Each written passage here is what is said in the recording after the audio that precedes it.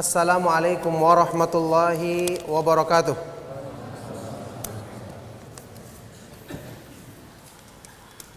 Innal hamdalillah nahmaduhu wa nasta'inuhu wa nastaghfiruh wa na'udzu billahi min syururi anfusina wa min sayyiati a'malina. May yahdihillahu fala mudhillalah wa may yudlil fala hadiyalah. Wa asyhadu an la ilaha illallah wahdahu la syarikalah wa asyhadu anna Muhammadan abduhu wa rasuluh sallallahu alaihi wa ala alihi wa sahbihi wa man tabi'ahum bi ihsanin ila yaumiddin, amma ba'du. Alhamdulillah, Bapak, Ibu-ibu, jamaah sekalian rahimakumullah, kita bersyukur kepada Allah Subhanahu wa taala atas semua limpahan nikmat dan karunia-Nya. Alhamdulillah, pada kesempatan di pagi hari atau siang hari yang berbahagia ini kita dipertemukan dengan seorang ulama kita yang akan memberikan ilmu yang bermanfaat insyaallah kepada kita semua, utamanya dalam hal yang berhubungan dengan pemahaman yang benar sesuai dengan akidah Ahlussunnah wal Jamaah. Salah satu pemahaman yang merupakan prinsip dasar Ahlussunnah wal Jamaah tentang ketaatan kepada pemerintah, menjalin hubungan yang baik antara masyarakat dengan penguasa, yang nanti kita akan dengarkan penjelasan dari Fadilatul Syekh insyaallah. Sebelumnya saya akan memperkenalkan sedikit dengan penjelasan ringkas tentang Syekh Abdul Malik hafizahullah taala. Nama beliau adalah Syekh Abdul Malik bin Ahmad Ramadhani. Nama yang tentu sudah tidak asing, antum sering dengarkan meskipun mungkin kebanyakan dari kita baru bertemu dengan beliau saat ini. Beliau saat ini dan sejak beberapa tahun ini bernomisili di Madinah Nabawiyah. Lebih tepat lagi di belakang atau di samping Universitas Islam Madinah. Yang kemudian karena rumah beliau yang dekat, sehingga ikhwan-ikhwan kita yang kuliah di sana sering mengunjungi beliau, dan juga karena rumah beliau berdekatan dengan beberapa syekh yang lainnya. Kemudian Syekh Abdul Malik hafizahullah taala berguru dengan beberapa ulama besar di zaman ini, termasuk di antaranya adalah Syekh Muhammad Nasiruddin Al-Albani rahimahullah taala. Kemudian ulama paling senior di Madinah saat ini yaitu Syekh Abdul Muhsin Al-Abbad Al-Badr hafizahullah taala, juga sebelumnya Syekh Muhammad bin Adam Al-Etyubi. Selanjutnya kitab-kitab atau karya-karya tulis beliau yang diantaranya mungkin sudah banyak kita ketahui karena sudah diterjemahkan dalam bahasa Indonesia. Seperti diantaranya yang paling terkenal adalah kitab Madarikun Nadhar fi Siyasati Syar'iyyah yang diterjemahkan dalam bahasa kita dengan pandangan tajam terhadap politik, yang juga ini berisi penjelasan bagaimana cara memperbaiki keadaan masyarakat dan pemerintah berdasarkan pemahaman Islam yang benar. Kemudian kitab Situd Duror min Kalami Ahlil Athar min Usuli Ahlil Athar, 3 landasan utama dari prinsip-prinsip pemahaman dasar Ahlus Sunnah atau Ahlul Athar. Kemudian kitab juga yang menjelaskan tentang bagaimana sikap yang benar terhadap pemerintah kaum muslimin, yaitu kitab Kama Takunu Yuwalla Alaikum. Kemudian juga beberapa kitab yang menjelaskan faedah-faedah penting dari setiap surat dalam Al-Quran, seperti kitab beliau Min Kulli Suratin Faedah, dan beberapa kitab-kitab yang lainnya. Jadi karena beliau insyaallah adalah termasuk ulama ahlu sunnah yang kita kenal, maka saya tidak perlu memperpanjang lebar lagi tentang biografi beliau. Yang jelas saat ini, ya sampai saya sendiri meninggalkan Madinah, yang saya ketahui kegiatan beliau sehari-hari adalah yang paling sering bermulazamah dan bermudzakarah dengan Syekh Abdul Muhsin Al-Abbad di setiap pagi atau di setiap waktu-waktu yang memungkinkan karena rumah mereka yang sangat berdekatan. Maka semoga Allah Subhanahu wa taala menjaga Syekh dan menjaga para ulama kita, menjaga pemerintah kita, para umarok kita dalam kebaikan, dan menjadikan majelis yang kita adakan di pagi atau siang hari ini sebagai majelis untuk menasihati orang-orang yang telah baik agar menjadi semakin baik, dan orang-orang yang mungkin ada kesalahpahaman dalam pemahamannya agar mendapatkan hidayah untuk bisa meniti jalan Allah Subhanahu wa taala yang lurus, yang akan menyampaikan kepada keridhaannya. Maka demikianlah, semoga bermanfaat, dan sekarang kita mempersilakan kepada Syekh untuk menyampaikan kalimatnya. Semoga bermanfaat bagi kita semua. Falyatafadhal. Barakallahu fikum.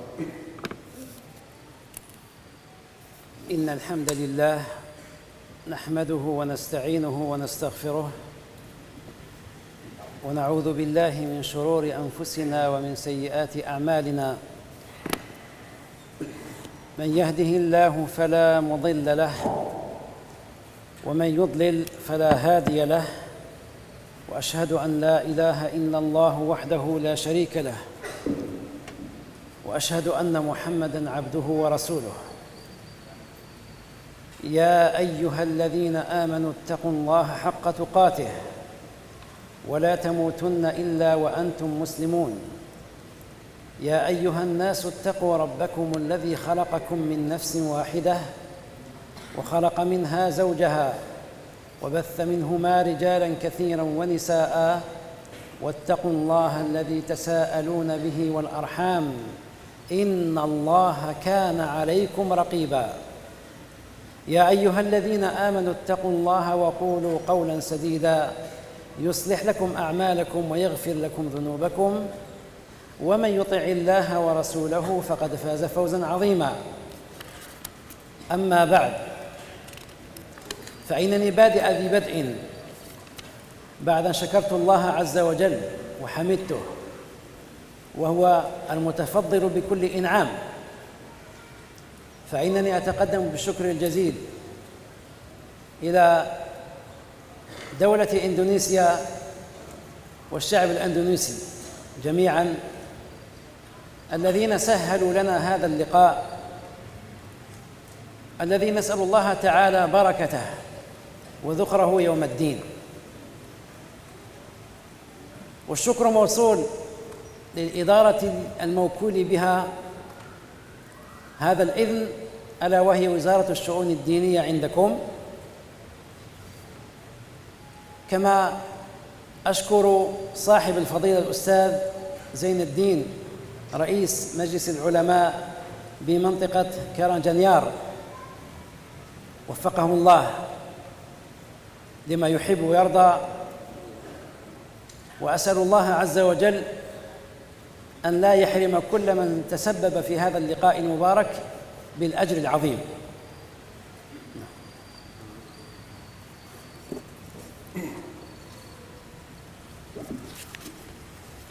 Sesungguhnya segala puji bagi Allah.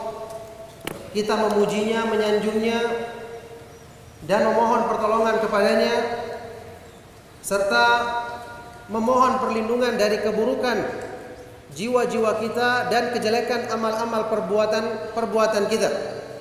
Barang siapa yang Allah Subhanahu wa taala berikan hidayah kepadanya, maka tidak ada seorang pun yang bisa menyesatkannya. Dan barang siapa yang Allah Subhanahu wa taala sesatkan dia, maka tidak ada seorang pun yang bisa memberikan hidayah petunjuk kepadanya. Aku bersaksi bahwa tidak ada sembahan yang benar, tidak ada Tuhan yang berhak disembah selain Allah Subhanahu wa taala semata-mata, dan tidak ada sekutu baginya. Dan aku bersaksi bahwa Nabi Muhammad sallallahu alaihi wasallam adalah hamba Allah dan utusannya. Amma ba'du, adapun selanjutnya, setelah kami mengucapkan syukur dan memuji Allah Subhanahu wa taala atas semua limpahan nikmat-Nya, karena Dialah yang melimpahkan semua nikmat, semua anugerah kepada manusia. Setelah itu saya menyampaikan ucapan terima kasih yang sebesar-besarnya kepada pemerintah Indonesia dan kepada masyarakat Indonesia yang telah memudahkan kita mengadakan pertemuan agung ini, yang kita mengharapkan kepada Allah Subhanahu wa taala semoga pertemuan ini diberkahinya dan menjadi tabungan kebaikan bagi kita semua pada hari kiamat nanti. Kemudian juga selanjutnya kami menyampaikan rasa terima kasih kepada lembaga pemerintah yang memudahkan untuk terselenggaranya acara ini. Tidak terkecuali juga kami sampaikan rasa terima kasih sedalam-dalamnya kepada Ketua Majelis Ulama Indonesia di Karanganyar, Ustaz Zainuddin, yang semoga Allah Subhanahu wa taala memberikan taufik kepadanya dan senantiasa meluruskan langkahnya. قام اختيار إخوانكم لهذا اللقاء المبارك على أن يكون موضوع كلمتي هذه عندكم تحت عنوان العلاقة الشرعية بين الراعي والرعية، وفي ظني أن الاختيار لمثل هذا موفق. يكفيكم أن علماء السنة كانوا يضمنون كتبهم في العقيدة موضوع العلاقة، كانوا يضمنون هذا الموضوع كتبهم في العقيدة، والعقيدة كما لا يخفاكم هي أعظم ما في هذا الدين على إطلاق.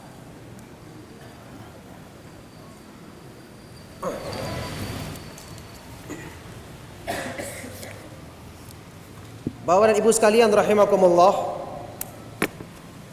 materi atau tema pengajian kita yang telah dipilih oleh panitia pada kesempatan siang hari ini atau pagi hari ini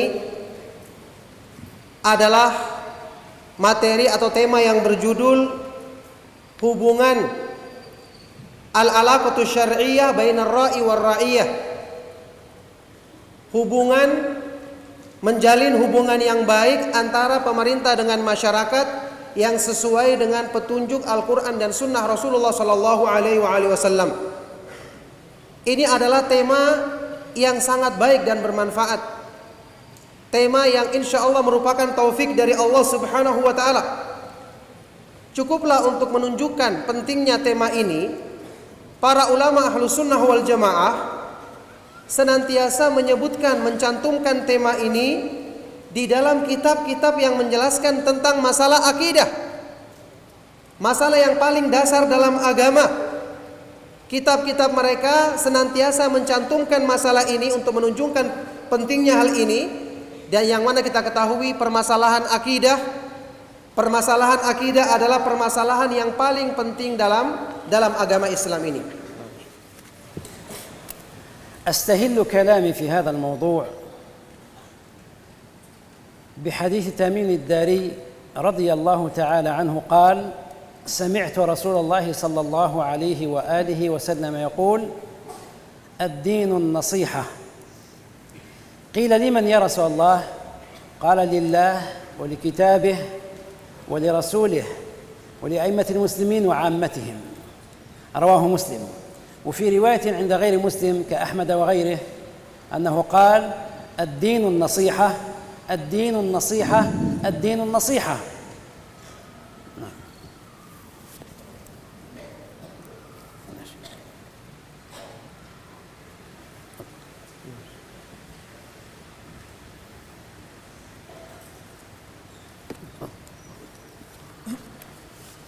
Saya akan memulai kalimat yang akan saya sampaikan pada kesempatan kali ini dengan menyampaikan sebuah hadis yang diriwayatkan oleh sahabat yang mulia Tamim Ad-Dari radhiyallahu taala anhu.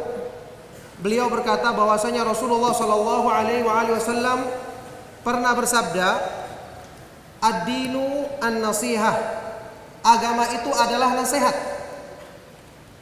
Maka para sahabat radhiyallahu taala anhum ajma'in bertanya, "Qulna liman?" Nasihat untuk siapa? Bagi siapa wahai Rasulullah? Qala, maka Rasulullah sallallahu alaihi wasallam bersabda, nasihat bagi Allah, nasihat bagi kitabnya Al-Quran, nasihat bagi Rasulnya, nasihat bagi para pemimpin kaum muslimin, wa amatihim, dan masyarakat umum kaum muslimin. Hadis riwayat Imam Muslim. Dalam sebagian riwayat yang lain disebutkan bahwasanya Rasulullah SAW mengulangi ucapannya di awal hadis ini 3 kali.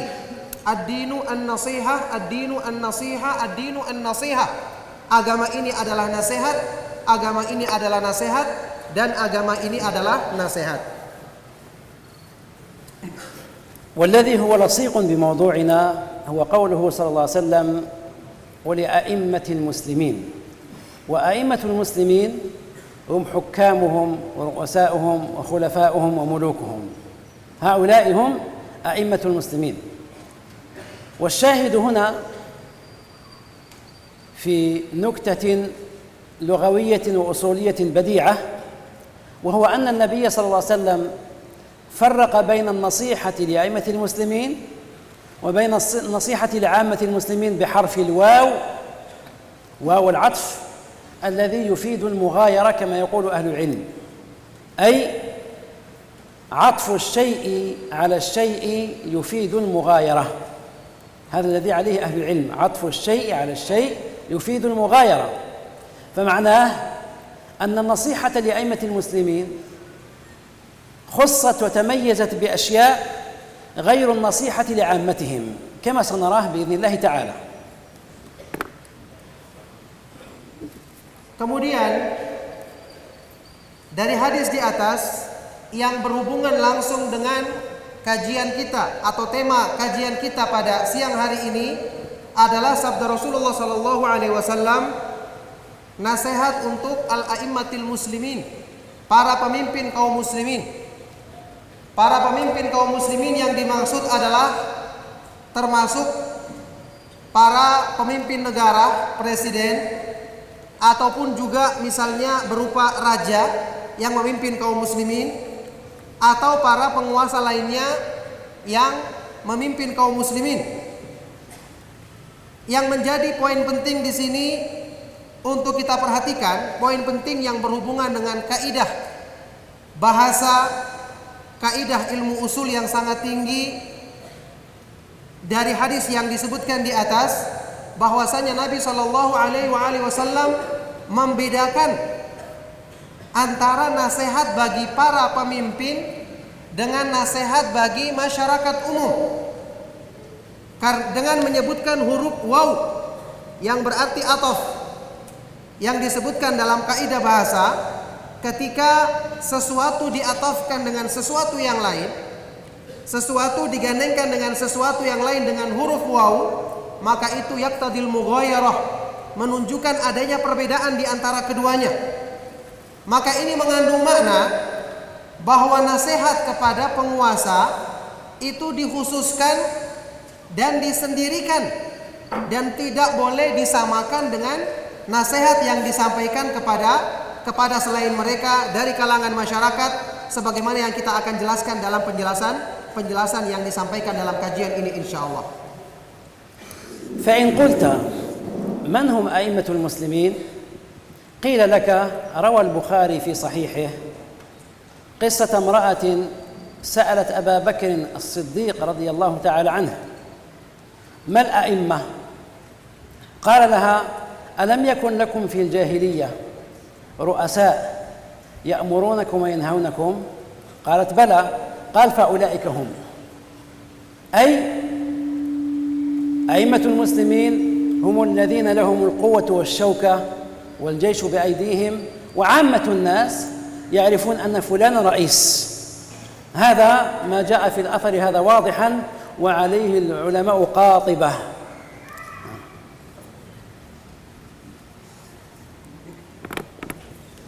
Kemudian jika ada yang bertanya, siapakah yang dimaksud dengan al-a'immah, para pemimpin? Tentu maksudnya para pemimpin yang sesuai dengan syariat Islam, yang sesuai dengan petunjuk Allah dan petunjuk Rasulnya Shallallahu Alaihi Wasallam. Maka jawabannya adalah athar yang diriwayatkan dalam Sahih Bukhari tentang kisah seorang perempuan yang pernah bertanya kepada Abu Bakar As-Siddiq radhiyallahu taala anhu. Perempuan ini mengatakan, "Man humul a'immah?" Siapakah para pemimpin? Siapakah para pemimpin itu? Maka Abu Bakar As-Siddiq radhiyallahu taala anhu menjawab, "Bukankah kalian dulu di zaman jahiliyah memiliki para pemimpin, atasan-atasan, tokoh-tokoh yang memerintahkan kalian kepada perkara-perkara yang baik dan melarang kalian dari hal-hal yang dianggap buruk. Inilah yang disebut sebagai pemimpin. Maka berdasarkan athar ini, riwayat ini, makna pemimpin itu mereka adalah orang-orang yang memiliki kekuatan, yang memiliki kemampuan untuk menjaga masyarakatnya dari gangguan, yang memiliki bala tentara yang bisa melindungi kita, yang semua orang mengetahui bahwa merekalah pemimpin, merekalah atasan kita yang akan bisa melindungi dan memberikan keamanan kepada kita dengan izin Allah Subhanahu wa taala. Dan inilah pendapat yang dipegang oleh semua ulama ahlu sunnah wal jamaah. Semoga Allah Subhanahu wa taala merahmati mereka semua. جاء في أحد كتب البيهقي رحمة الله عليه، وهو من أخص أتباع مذهب الشافعي رحمة الله عليه أيضا، يروي عن أحد تلاميذ الشافعي وهو الربيع رحمة الله على الجميع، يقول: سمعت الشافعي رحمه الله تعالى يقول: إذا عرف الناس السلطان سواء أخذ خلافته بالرضا أو بالغلبة فهو السلطان الذي تجب طاعته ويحرم الخروج عليه. إذا عرف الناس السلطان وعرفوا خلافته سواء أخذ الخلافة بالرضا أي برضا الناس جميعا أو عموما أو بالغلبة كما يحصل عند القوة أحيانا، يستتب الأمر لأحد الخلفاء ويصبح الأمر بيده ويتحكم في دولته، قال: فذاك السلطان الذي تجب له الطاعة ويحرم الخروج عليه. وتنبهوا لكلمة الغلبة. نعم.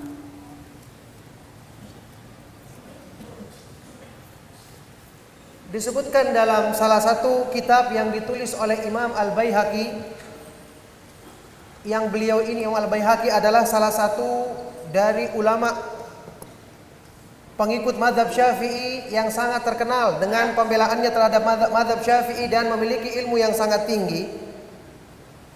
Beliau meriwayatkan dari salah seorang murid Imam Asy-Syafi'i, yaitu Ar-Rabi', yang mengatakan bahwa dia pernah mendengar Imam Asy-Syafi'i rahimahullah ta'ala berkata,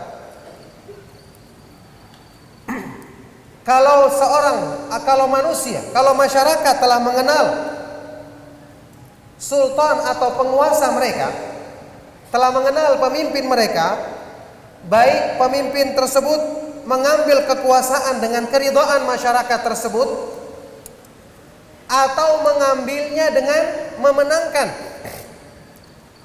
dengan menundukkan, dengan paksaan, yang kemudian setelah dia bisa menjadikan aman negeri tersebut, menguasainya, maka inilah pemimpin yang wajib untuk ditaati dan tidak boleh memberontak, tidak boleh melakukan pemberontakan kepadanya. Ini kita perhatikan, ucapan dari beliau ini menunjukkan kepada kita bahwa jika ada seorang pemimpin yang sekali lagi mendapatkan kekuasaan tersebut baik dengan keridhaan masyarakatnya atau dengan menguasai atau mengalahkan, merebut kekuasaan tersebut,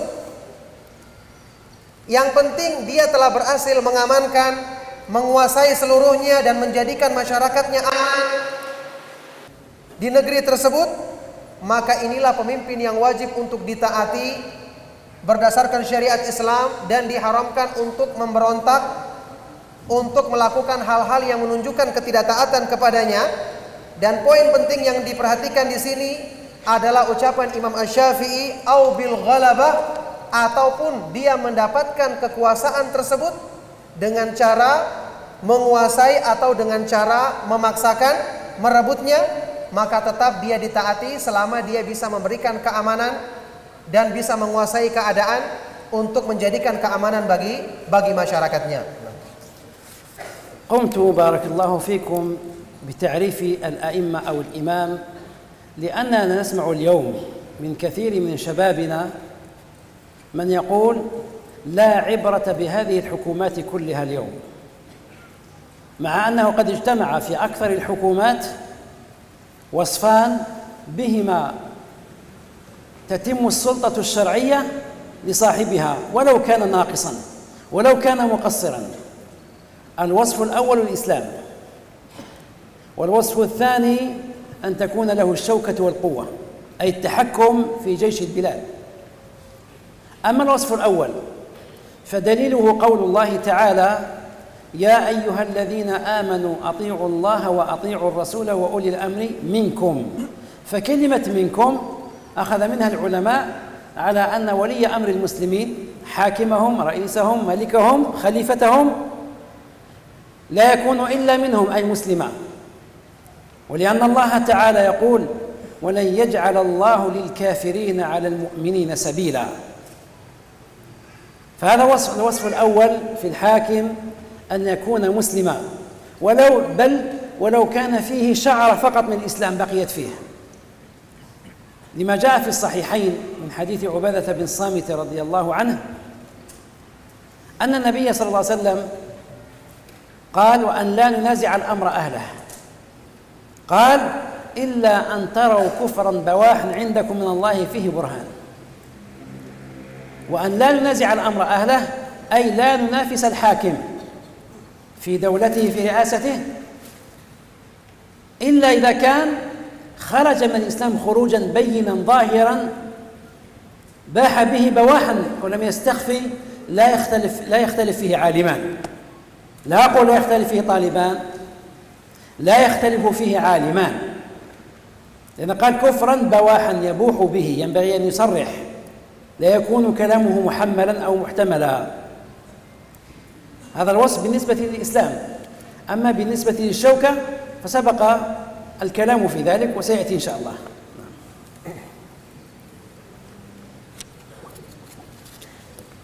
Saya sengaja menyampaikan definisi dari pemimpin yang dibenarkan dalam Islam ini, karena saat ini, akhir-akhir ini kita sering mendengarkan beberapa orang, di antara mereka adalah para pemuda yang selalu mengatakan bahwa penguasa, pemerintah yang ada saat ini tidak perlu diperhatikan sama sekali. Mereka bukan pemerintah Islam. Ucapan-ucapan seperti ini.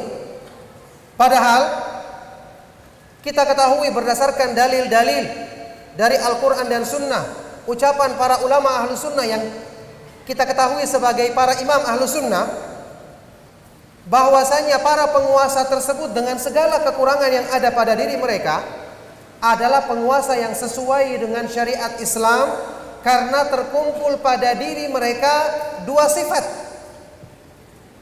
sifat yang menjadi syarat seseorang dianggap sebagai penguasa muslim, tentu dengan segala kekurangan yang ada padanya.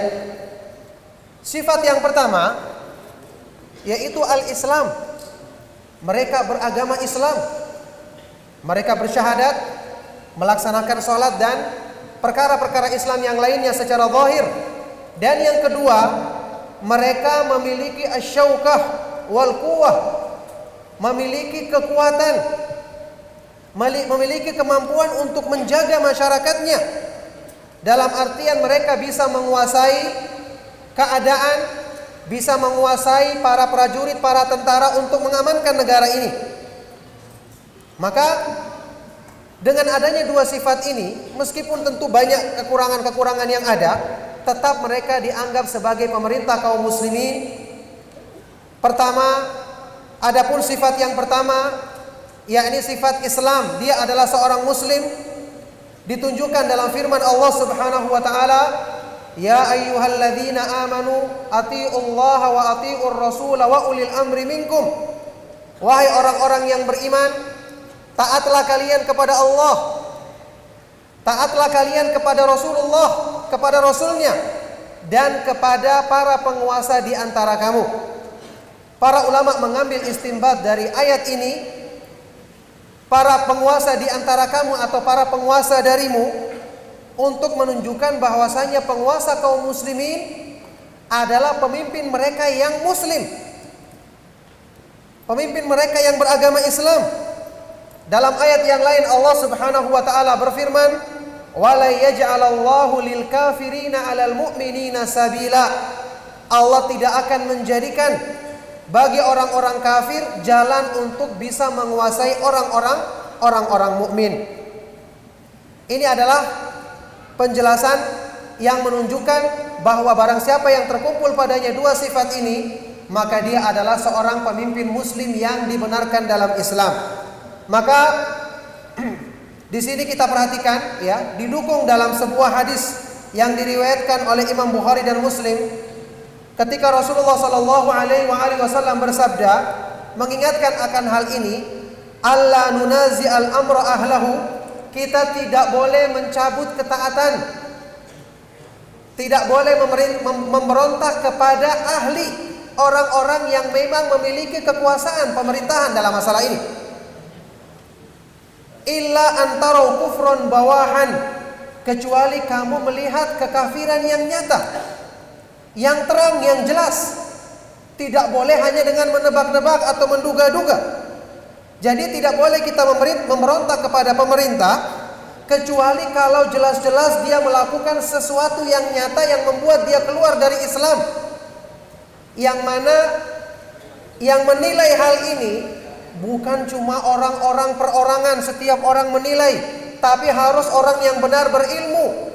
Sampai-sampai dikatakan tidak berselisih dalam menghukumi hal ini dua orang yang berilmu, yakni perkaranya jelas, perkaranya terang, bahwa dia melakukan sebab yang membatalkan keislamannya. Itu sifat yang pertama. Adapun sifat yang kedua yaitu asyaukah wal quwwah, memiliki kekuatan dan kemampuan untuk menjaga masyarakatnya. Ini seperti yang dijelaskan tadi dari nukilan para ulama dan juga sahabat radhiyallahu taala anhu, serta nanti akan dijelaskan lebih lanjut insyaallah dalam ceramah kali ini. وأذكر إخواني الكرام في هذا المجلس الطيب بقصة رائعة رواها ابن سعد في كتابه الطبقات الكبرى وغيره بسند حسن، دارت بين رجلين، أحدهما هو عبد الله بن عمر بن الخطاب رضي الله عنهما، وبين الخليفة الأموي مروان بن الحكم. كانت الخلافة عند مروان بن الحكم، ولكنه تفكر يوما تفكيرا عجيبا يندر أن يوجد عند الخلفاء مثله، فأتى عبد الله بن عمر قال: أنت سيد العرب وأنت أولى الناس بهذا الأمر، أنت أولى الناس بالخلافة، فأتنازل لك بالخلافة. وهذا أمر عجب في تاريخ البشرية أن يتنازل حاكم لغيره.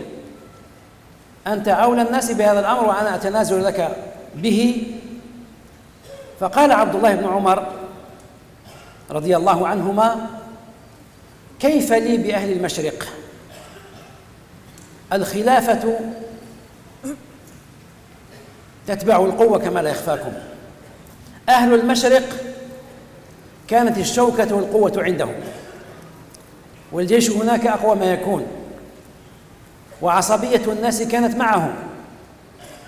فقال عبد الله بن عمر: أنا إذا استلمت الحكم حركت نعرة أولئك، وهم أقوياء الآن في البلاد عند المسلمين.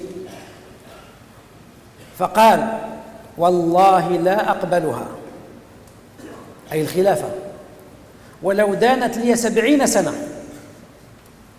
على أن يراق بسبب محجمة دم واحد. تأملوا، لا أقبل الخلافة ولو حكمت 70 سنة كاملة في أمن ورخاء، لكنني توصلت إلى هذه الخلافة وتسببت في إراقة دم واحد لمسلم. هذا يدلكم على عظم شأن دم المسلم، ويدلكم على تواضع الكبراء فيما بينهم، ويدلكم على أن الصحابة رضي الله تعالى عنهم كانوا يراعون القوة ربطا لها بالخلافة.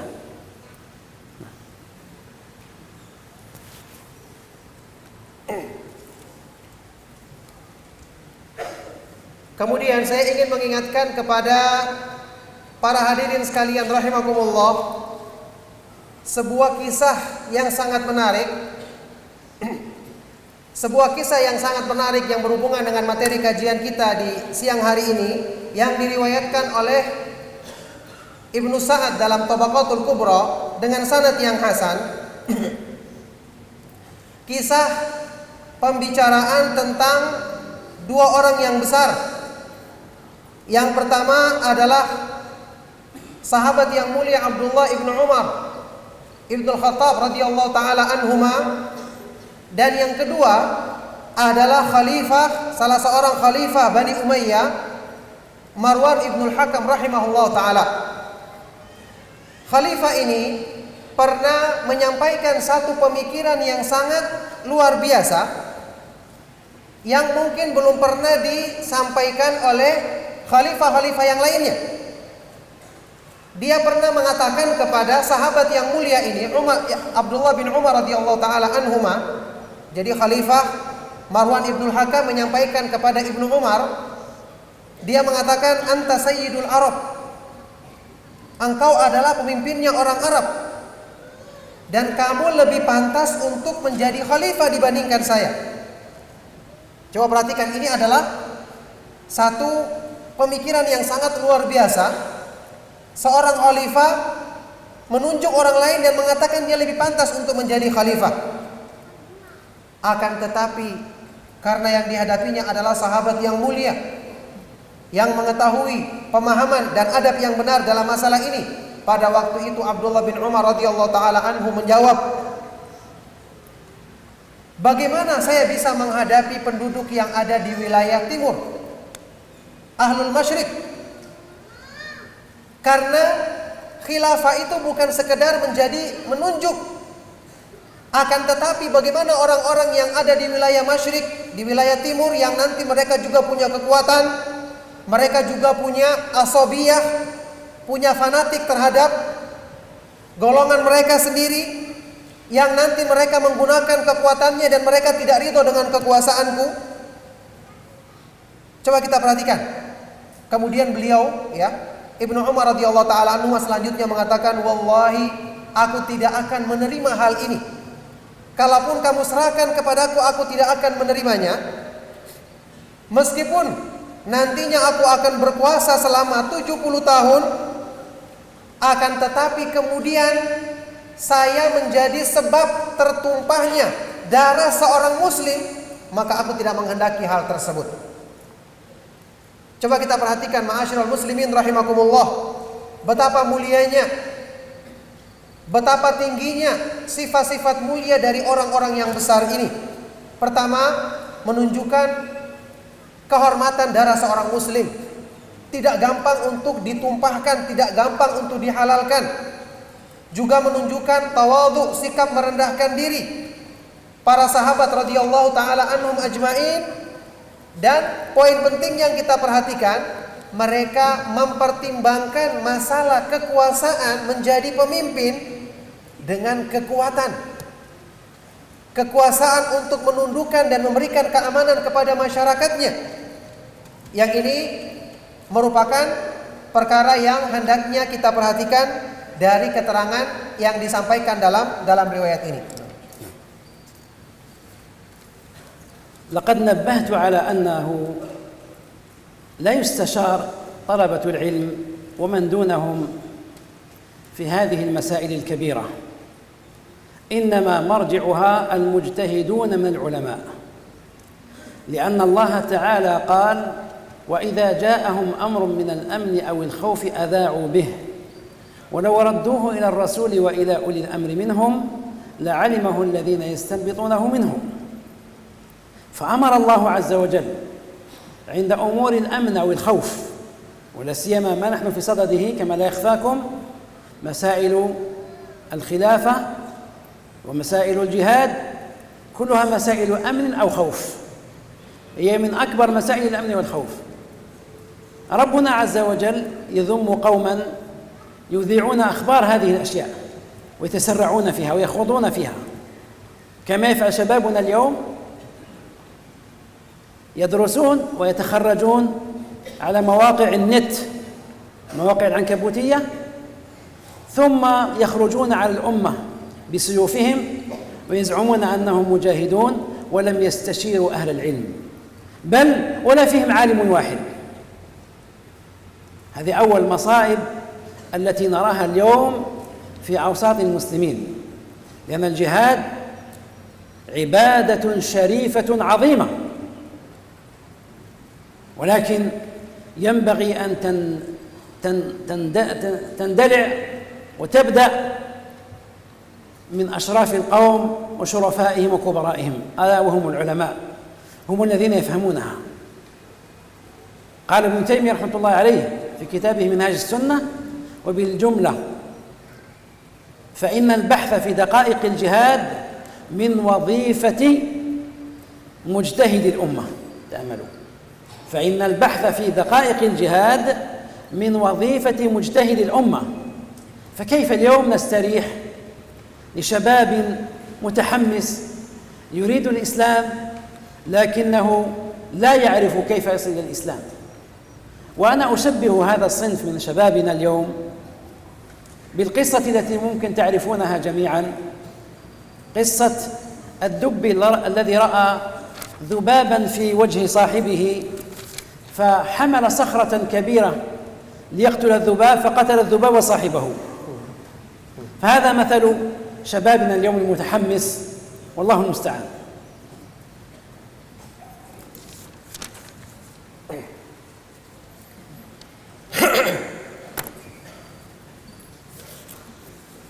Ya. Kemudian, ma'asyiral muslimin rahimakumullah, dalam menentukan masalah-masalah besar seperti ini, masalah-masalah yang berhubungan dengan pemerintah kaum muslimin, menetapkan keamanan, maka seharusnya yang diajak untuk bermusyawarah bukanlah para penuntut ilmu, apalagi orang-orang yang tidak pernah belajar agama sama sekali. Tetapi seharusnya yang diajak atau ditanya tentang masalah-masalah seperti ini adalah ahlinya, yaitu para ulama, para mujtahidun, orang-orang yang bersungguh-sungguh dalam ilmunya, orang-orang yang mencapai tingkatan tinggi dalam keilmuannya. Allah Subhanahu wa taala berfirman dalam Al-Qur'an, "Wa idza ja'ahum amrun minal amni awil khaufi adza'u bih. Walau radduhu ila rasuli wa ila ulil amri minhum la'alimahu alladhina yastanbitunahu minhum." Dan ketika datang kepada mereka satu perkara yang berhubungan dengan keamanan atau ketakutan, mereka langsung menyebarluaskan perkara tersebut. Seandainya mereka mau mengembalikan hal tersebut kepada Rasulullah SAW atau kepada orang-orang yang ahli di antara mereka, maka mestinya kemudian nanti akan diketahui penyelesaian masalah tersebut dari orang-orang yang bisa menjelaskan dan mengambil pertimbangan hukumnya. Perhatikan dalam ayat ini Allah Subhanahu wa taala memerintahkan kepada kita, kalau terjadi perkara-perkara yang besar, apalagi yang berhubungan dengan menimbulkan keamanan, menimbulkan keguncangan, ketakutan, seperti masalah-masalah jihad, masalah-masalah yang berhubungan dengan pemerintah, masalah-masalah besar seperti ini, maka tidak boleh kemudian segera disebarkan hal tersebut kepada masyarakat umum yang tentu nanti akan salah pemahaman dan salah menyikapinya, tetapi hendaknya disampaikan kepada orang-orang yang berilmu, yang berijtihad, yang memiliki pemahaman yang dalam ilmu agama ini. Maka ini seperti yang kita saksikan dari beberapa orang yang diantaranya mereka adalah para pemuda yang baru belajar agama sedikit, itu pun belajarnya hanya lewat internet, membaca berita-berita kemudian menyimpulkan lewat hal-hal yang didengarnya dari internet tersebut, kemudian mereka menyimpulkan kesimpulan hukum, akhirnya mereka keluar memberontak kepada masyarakat kaum muslimin dengan menamakannya sebagai jihad, tanpa mereka meminta pendapat kepada para ulama, bahkan tidak kepada satu pun dari para ulama yang mereka tanya. Maka bisa dipastikan kerusakan yang akan mereka timbulkan, naudzubillahi min dzalik. Karena masalah jihad kaum muslimin rahimakumullah adalah ibadah yang sangat agung. Akan tetapi ibadah yang agung seperti ini tidak dilakukan dengan cara serampangan. Yang menjadi rujukan dalam masalah ini adalah para ulama yang mereka telah direkomendasikan oleh Allah Subhanahu wa taala sebagai ahli, orang-orang yang menjadi rujukan ketika mempertimbangkan masalah-masalah yang besar seperti ini. Oleh karena itu, Syekhul Islam Ibnu Taimiyah rahimahullah taala dalam kitab beliau Minhajus Sunnah mengatakan, wabil jumlah, maka kesimpulannya yang memandang kepada yang memutuskan atau menghukumi dalam masalah-masalah yang terperinci, yang masalah-masalah yang detail dalam jihad di jalan Allah Subhanahu wa taala, ini merupakan tugasnya para ulama mujtahidun, para ulama yang berijtihad, yang memiliki ilmu yang dalam untuk memutuskan perkara-perkara yang besar dalam umat ini sesuai dengan pemahaman ilmu agama yang Allah Subhanahu wa taala anugerahkan kepada mereka. Jadi tidak seperti perbuatan para pemuda yang bersemangat itu, yang mereka mengatasnamakan untuk membela Islam, tapi mereka tidak mengenal ilmu Islam yang benar yang diterangkan oleh para ulama besar kita. نعم. قد عالجنا الآن خطأين في الأوساط الشبابية المتحمسة. الخطأ الأول أنهم لا يعترفون بالحكومات الموجودة، زعما منهم أن هؤلاء طواغيت، فكل حاكم عندهم اليوم طاغوت، ولا يعرفون التفصيل في ذلك. والأمر الثاني أنهم يدخلون في أبواب ليسوا أهلا لها، وربنا عز وجل يقول: ولا تقف ما ليس لك به علم. ويقول النبي صلى الله عليه وسلم: من حسن إسلام المرء تركه ما لا يعنيه. ولذلك سأنتقل إلى خطأ ثالث بعد ترجمة المترجم وفقه الله. Ma'asyiral muslimin rahimakumullah. Tadi sebelumnya Syekh menyebutkan sebuah kisah perumpamaan dari mereka-mereka yang terlalu semangat membela Islam tapi tidak mengenal Islam. Seperti ada dua orang, temannya ini melihat di hidung kawannya itu ada seekor lalat. Maka untuk membunuh lalat tersebut dia mengambil batu yang besar, kemudian dipukulkan ke hidung temannya tersebut. Maka memang lalatnya mati, tapi kemudian temannya pun mendapatkan keburukan dan kecelakaan yang besar. Naudzubillahi min dzalik. Kemudian selanjutnya Syekh menjelaskan beberapa kesalahan yang ditimbulkan dari mereka-mereka yang tidak mengenal Islam dari para ulama besar ini. Yang pertama adalah karena mereka mengatakan bahwa pemerintah yang ada saat ini adalah pemerintah yang tidak diridhoi. Tidak benar. Dengan gampang mereka mengatakan semua pemerintah saat ini adalah togut. Togut itu adalah segala sesuatu yang disembah selain Allah. Ini kata-kata mereka, yang tentu sudah kita ketahui bahwa ini merupakan pernyataan yang tidak benar. Kemudian kesalahan kedua yang mereka lakukan adalah karena mereka masuk ke dalam perkara yang bukan urusan mereka dan mereka tidak ahli di dalamnya. Ini tentu merupakan penyimpangan besar dalam agama. Allah Subhanahu wa taala berfirman, "Wala taqfu ma laysa laka bihi ilmun, inna sam'a wal basara wal fuada kullu ulaika kana anhu mas'ula." Janganlah kamu mengikuti sesuatu yang kamu tidak punya ilmu tentangnya.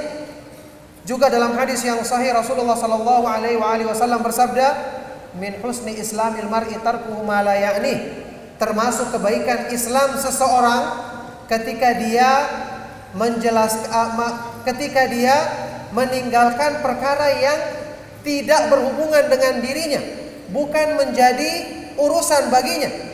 Dia tidak ahli dalam masalah tersebut. Ini kesalahan kedua yang mereka lakukan. Kemudian Syekh akan menjelaskan perkara yang ketiga selanjutnya. الخطأ الثالث هو خطأ فادح ألا وهو الهجوم على دماء الناس بلا تفريق. كما نسمع اليوم تقوم جماعات متعددة وكل جماعة تقول أنا صاحبة الشأن الأعظم، أنا التي أرفع رؤوس المسلمين، أنا التي أعيد الخلافة.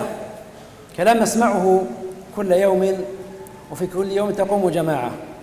هناك قاسم مشترك بين هذه الجماعات ألا وهو كثرة القتل والدماء، ويقتلون المسلمين كما يقتل أحدكم الذباب، لا يتورعون عن دم المسلم، مع أن الرسول صلى الله عليه وسلم قال لا يزال الرجل في فسحة من دينه ما لم يصب دما حراما، رواه البخاري. لا يزال الرجل في فسحة من دينه أي يرجى له الخير ويرجى له الدين الكامل الطيب الصحيح ما لم يصب دما حراما. فإذا أصاب دما حراما هنالك يكون قد رجع أدراجه وراءه وعطل نفسه، والله المستعان. Kemudian perkara yang ketiga, yang ini merupakan kesalahan yang sangat besar, kesalahan yang sangat keji, yaitu mereka-mereka ini mudah untuk menghalalkan darah manusia, mudah untuk menyerang orang muslim yang lainnya tanpa membedakan, mudah untuk menghalalkan darah, mudah untuk menyerang atau membunuh muslim yang lainnya. Sebagaimana yang saat ini sering kita dengarkan propaganda yang mereka ucapkan dari berbagai jamaah yang bermacam-macam, berbeda-beda. Masing-masing mereka ada yang mengatakan, saya akan membela kehormatan kaum muslimin, saya akan mengembalikan khilafah, kehalifaan, saya akan menyelamatkan Islam, dan juga propaganda-propaganda yang lainnya. Akan tetapi ada satu kesamaan, ada satu kesepakatan yang sama pada penampilan mereka, yaitu banyak melakukan pembunuhan, mudah untuk menghalalkan darah kaum muslimin. Semua jamaah ini punya satu kesamaan ciri, yaitu banyak melakukan pembunuhan dan mudah untuk menghalalkan darah kaum muslimin.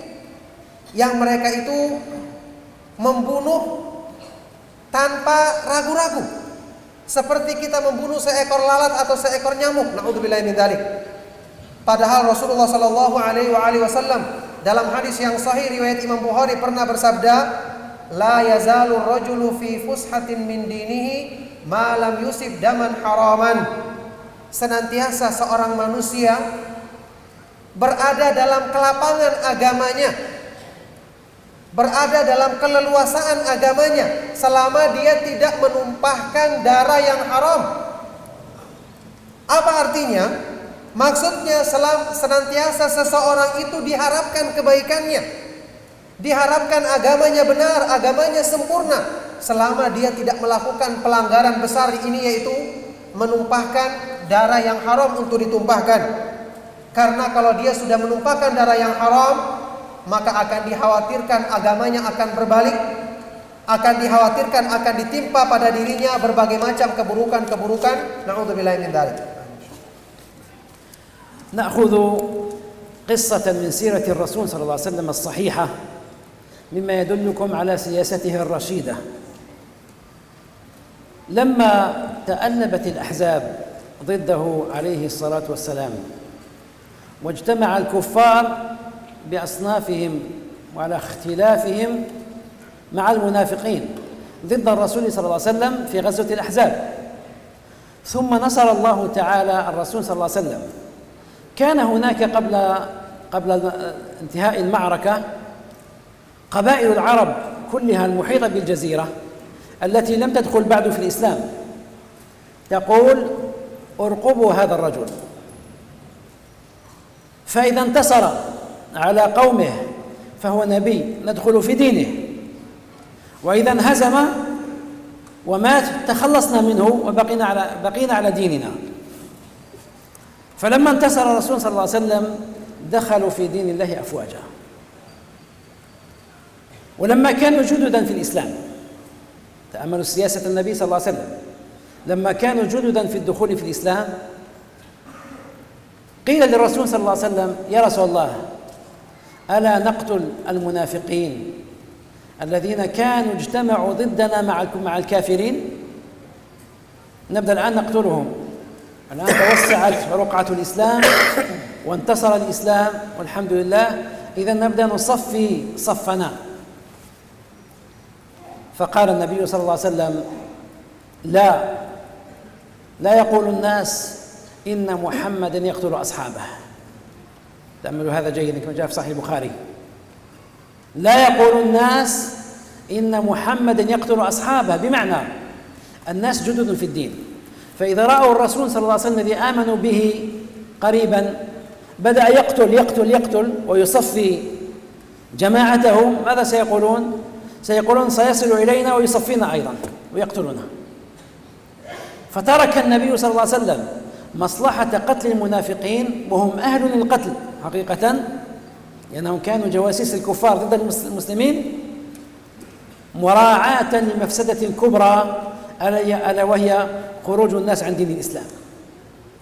واليوم يقتلون الناس بالظن وبالشك وبعدم الانتماء إليهم، ومن هم؟ ما عندهم شيء، كل ما في الأمر أن الغرب يضحك عليهم ويستعملهم لضرب الإسلام. يقتلون الناس ولا يراعون أنهم ينفرون عن الإسلام وأنهم يدفعون الناس عن قبول الإسلام. أي جماعة تقبل إسلاما ما فيه إلا الدم الأحمر؟ من يقبل هذا؟ الإسلام الذي قال فيه ربنا عز وجل: وما أرسلناك إلا رحمة للعالمين، لا يمكن أبدا أن يكون هذا الذي نراه اليوم. هذا ثالث خطأ يقعون فيه.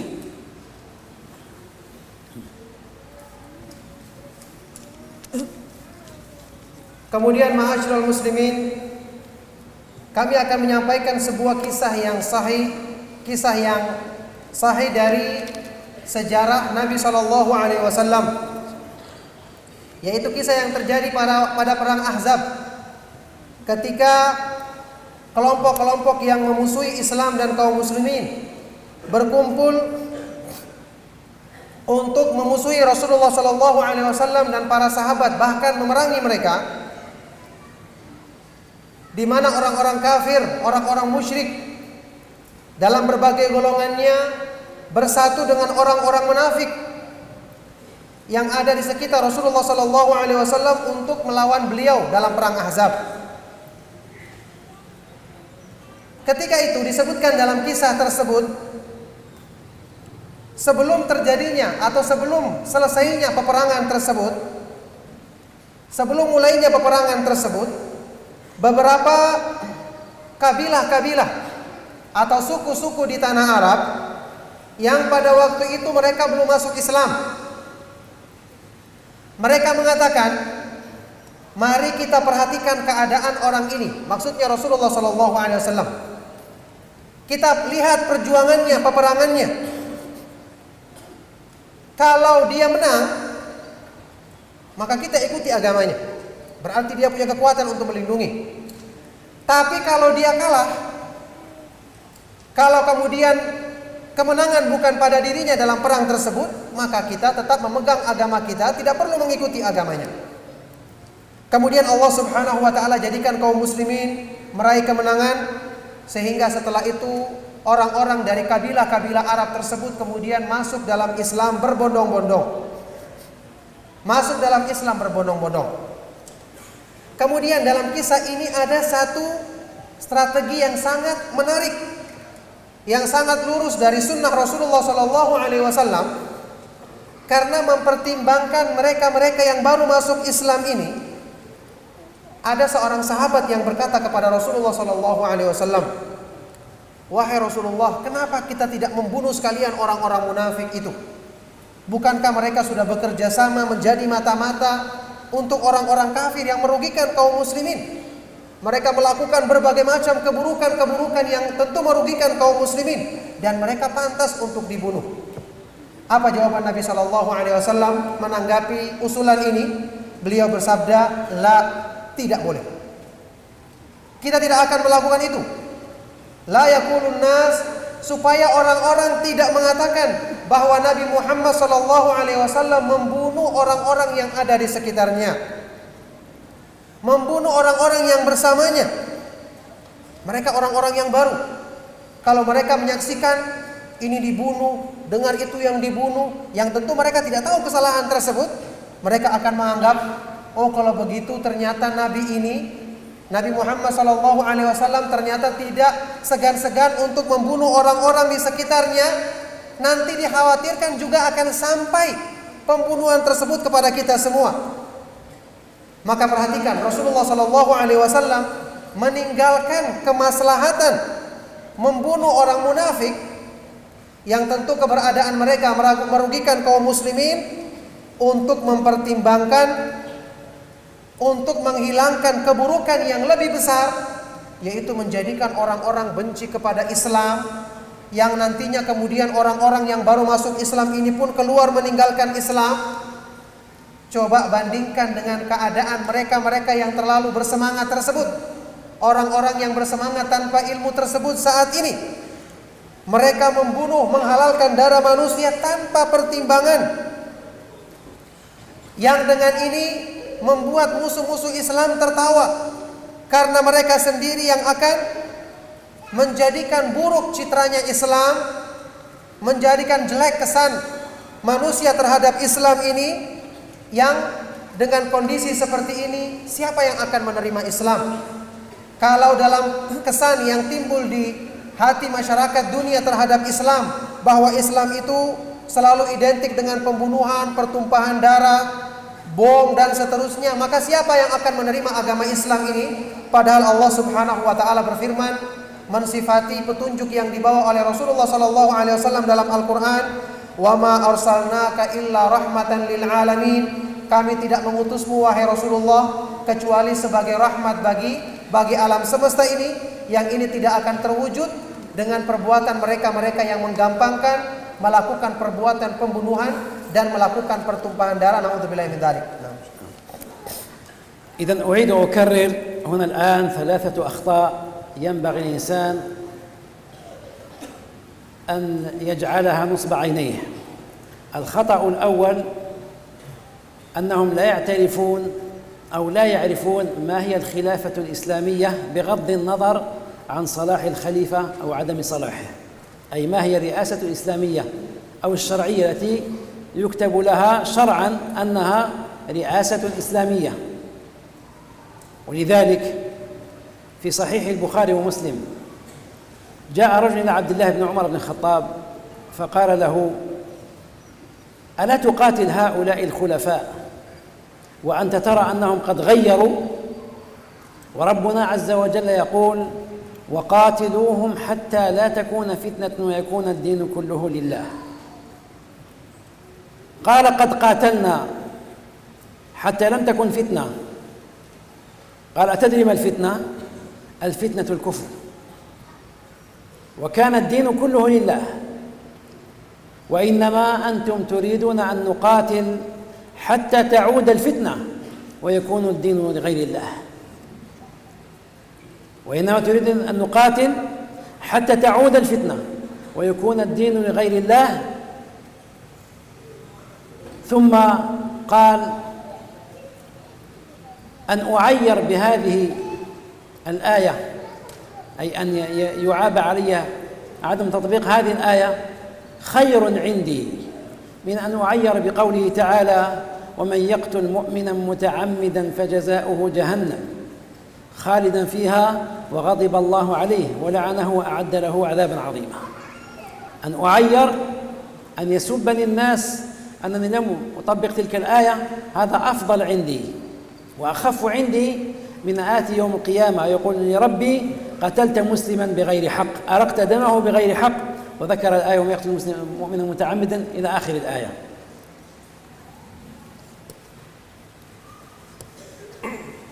Kemudian saya akan kembali mengulangi dan mengingatkan 3 kesalahan besar yang dilakukan oleh mereka para pemuda yang bersemangat tanpa ilmu tersebut. Kesalahan pertama yaitu mereka tidak mengetahui apa itu makna al-khilafah al-islamiyah, pemerintah Islam, penguasa Islam yang dibenarkan dalam agama. Yaitu seperti yang dijelaskan tadi, yang memiliki kekuasaan dan dia adalah seorang muslim tanpa mempertimbangkan apakah dia orang yang soleh atau tidak soleh. Artinya pengertian penguasa Islam yang dibenarkan dalam syariat adalah ketika telah terpenuhi padanya 2 hal tersebut, yang dalam masalah ini tidak menjadi syarat untuk dikatakan sebagai penguasa muslim harus dia adalah orang yang soleh dan tidak punya kesalahan sama sekali. Disebutkan dalam hadis yang sahih riwayat Imam Muslim, ketika ada seseorang yang datang kepada sahabat yang mulia Abdullah ibn Umar radhiyallahu taala anhu. Bukhari Muslim. Dalam hadis yang sahih riwayat Imam Bukhari dan Muslim, ketika ada seorang yang datang kepada sahabat yang mulia Abdullah ibn Umar radhiyallahu taala anhuma, kemudian orang ini berkata, "Kenapa kamu tidak memerangi khalifah-khalifah dan penguasa-penguasa yang ada saat ini? Padahal Allah Subhanahu wa taala telah berfirman dalam Al-Qur'an, wa qatiluhum hatta la takuna fitnatun wa yakuna ad-dinu lillah." Perangilah mereka supaya tidak timbul fitnah dan supaya agama ini menjadi semua milik Allah Subhanahu wa taala semata-mata. Maka sahabat yang mulia ini menjawab kesalahpahaman orang tersebut dengan ilmu yang benar. Beliau mengatakan, kami telah berperang dan kami telah meninggalkan atau telah menghilangkan fitnah dengan peperangan yang kami lakukan. Apakah kamu tahu maknanya fitnah tersebut? Fitnah itu adalah asyirk, perbuatan syirik kepada Allah Subhanahu wa taala. Tentu ini telah ditegakkan oleh para sahabat Nabi sallallahu alaihi wasallam dalam jihad yang mereka lakukan.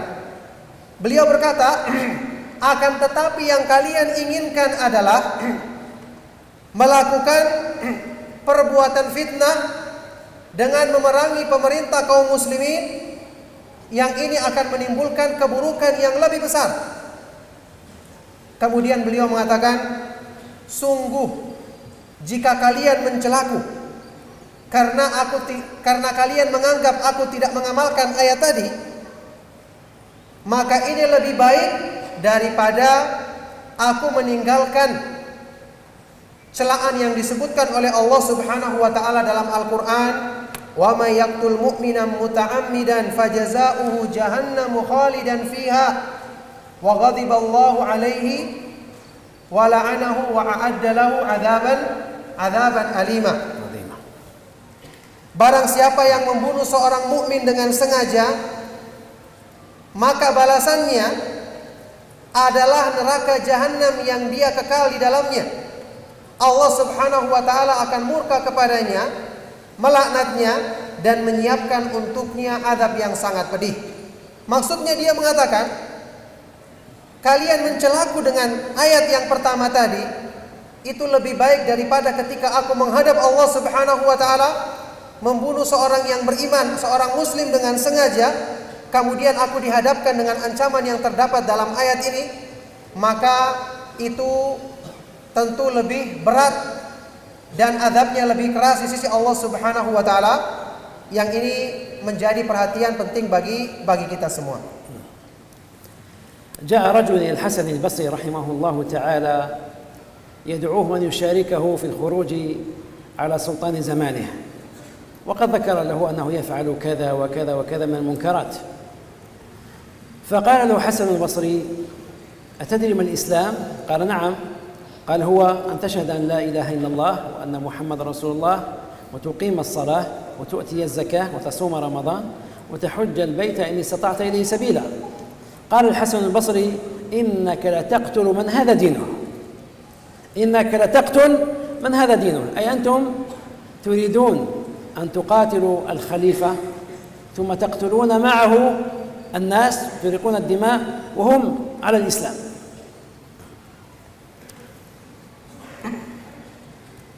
Kemudian juga dalam sebuah kisah disebutkan ada seseorang yang pernah datang menjumpai seorang ulama tabi'in besar yaitu Al-Hasan Al-Basri rahimahullah taala. Orang ini mengajak ulama besar ini untuk menyertai mereka melakukan pemberontakan kepada penguasa atau pemerintah yang ada pada saat itu. Dia beralasan dengan menyebutkan beberapa kesalahan-kesalahan yang dilakukan oleh penguasa tersebut, menyebutkan kesalahan-kesalahan dan keburukan-keburukannya. Kemudian Al-Hasan Al-Basri menyampaikan satu pertanyaan kepadanya. Atadri mal Islam? Apakah kamu mengetahui apa itu Islam? Orang ini menjawab, "Na'am." Ya, saya tahu. Islam itu adalah mempersaksikan dua kalimat syahadat, mempersaksikan bahwasanya tidak ada sembahan yang benar kecuali Allah dan Nabi Muhammad SAW adalah utusan Allah, mendirikan salat, menunaikan zakat, kemudian berpuasa di bulan Ramadan dan melakukan ibadah haji ke tanah suci bagi orang yang mampu. Setelah itu Al-Hasan Al-Basri rahimahullah ta'ala menjawab, kenapa kamu justru membunuh orang yang seperti ini agamanya?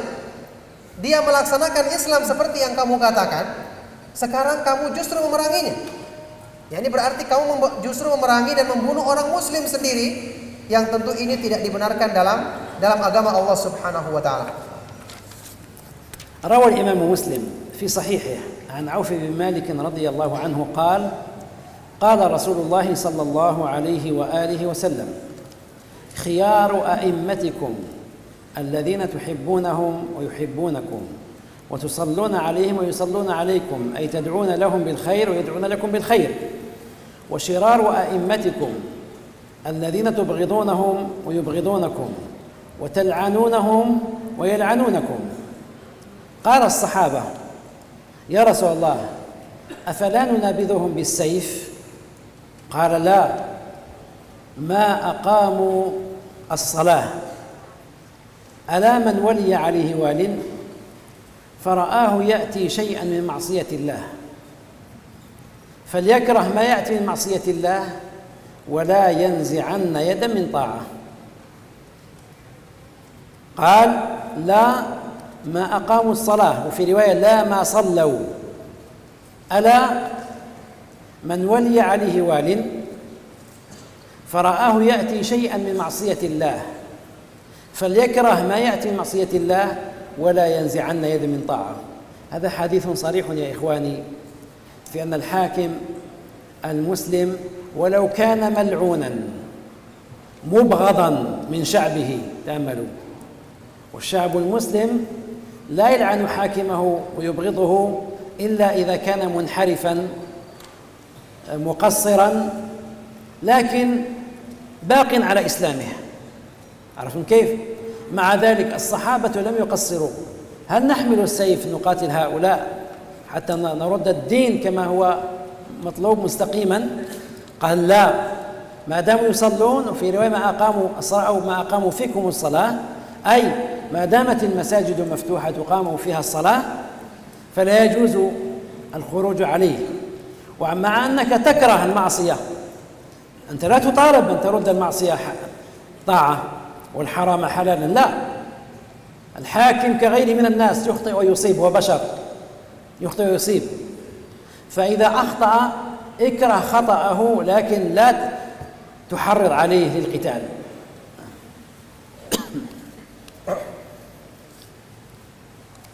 Dalam hadis yang sahih yang diriwayatkan oleh Imam Muslim dalam sahihnya dari sahabat yang mulia Auf bin Malik radhiyallahu taala anhu, Rasulullah sallallahu alaihi wasallam pernah bersabda, sebaik-baik pemimpin kalian sebaik-baik pemimpin kalian adalah yang kalian cintai dan mereka pun mencintaimu.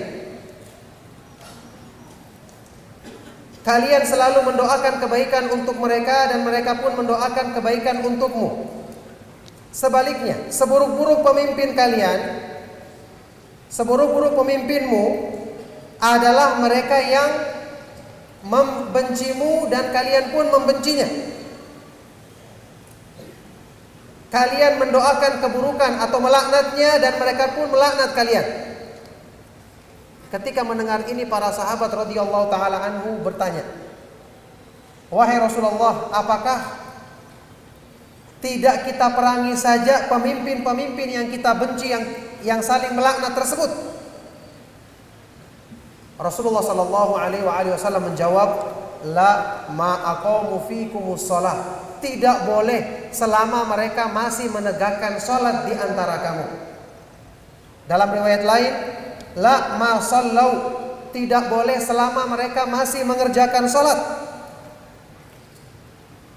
Artinya, selama mereka masih mengizinkan dilaksanakan salat berjamaah, masjid-masjid masih dibuka. Apalagi sampai penyelenggaraan salat diatur oleh pemerintah. Kemudian Rasulullah sallallahu alaihi wasallam bersabda, "Ketahuilah, barang siapa yang memiliki seorang pemimpin yang memimpinnya, kemudian dia melihat perbuatan maksiat yang dilakukan oleh pemimpin tersebut, maka hendaknya dia membenci perbuatan maksiat tersebut, tetapi tidak boleh dia melepaskan dirinya dari ketaatan kepada pemimpin tersebut. Tidak boleh dia melakukan pemberontakan kepada pemimpin tersebut." Jadi kita perhatikan makna yang dikandung dalam hadis ini, bahwasanya seorang pemimpin yang telah memenuhi syarat dalam Islam, meskipun dia melakukan perbuatan yang buruk sampai dilaknat oleh masyarakatnya, sampai dibenci oleh masyarakatnya. Tentu kalau dibenci dan dilaknat berarti dia melakukan perbuatan yang tercela. Di sini Rasulullah sallallahu alaihi wasallam menyebutkan selama Islamnya masih ada, masih tetap di atas Islam, masih menampakkan salat secara terang-terangan, tidak melarang orang yang melaksanakan salat, maka tetap kita wajib untuk mentaatinya dalam kebaikan, tidak boleh untuk memberontak kepadanya. Makanya di sini tentu kita tetap membenci perbuatan maksiat tersebut. Dan seorang pemimpin sebagaimana manusia biasa yang lainnya, bisa salah dan bisa benar. Maka kita wajib untuk membenci kesalahan mereka, menasihati mereka dengan cara yang baik, akan tetapi tidak boleh kita melakukan pemberontakan atau mencabut diri kita dari ketaatan kepada penguasa tersebut. لعلكم لاحظتم في هذا الحديث العظيم أن الرسول صلى الله عليه وسلم علق جواز الخروج على الحاكم المبغض الملعون بكونه لا يصلي، وحرم الخروج بكونه يصلي أو يأذن بالصلاة في دولته مع كونه يصلي لا شك، ولم يعلقه بكون هذا الإمام يحكم بما أنزل الله أو لا يحكم بما أنزل الله، مع أننا والله العظيم نحث كل مسلم حاكما كان أو محكوما أن يحكم بما أنزل الله، وأن يخاف أن يلقى الله بغير ذلك، فإن الله تعالى قال: وأن يحكم بينهم بما أنزل الله. وقال للنبي صلى الله عليه وسلم: إنا أنزلنا إليك الكتاب بالحق لتحكم بما أراك الله ولا تكن للخائنين خصيما. فنحث كل مسلم أن يجتهد ليعمل بشريعة الله ظاهرا وباطنا، لكننا في هذا المقام نتكلم عن حكم شرعي ليس عن حكم عاطفي.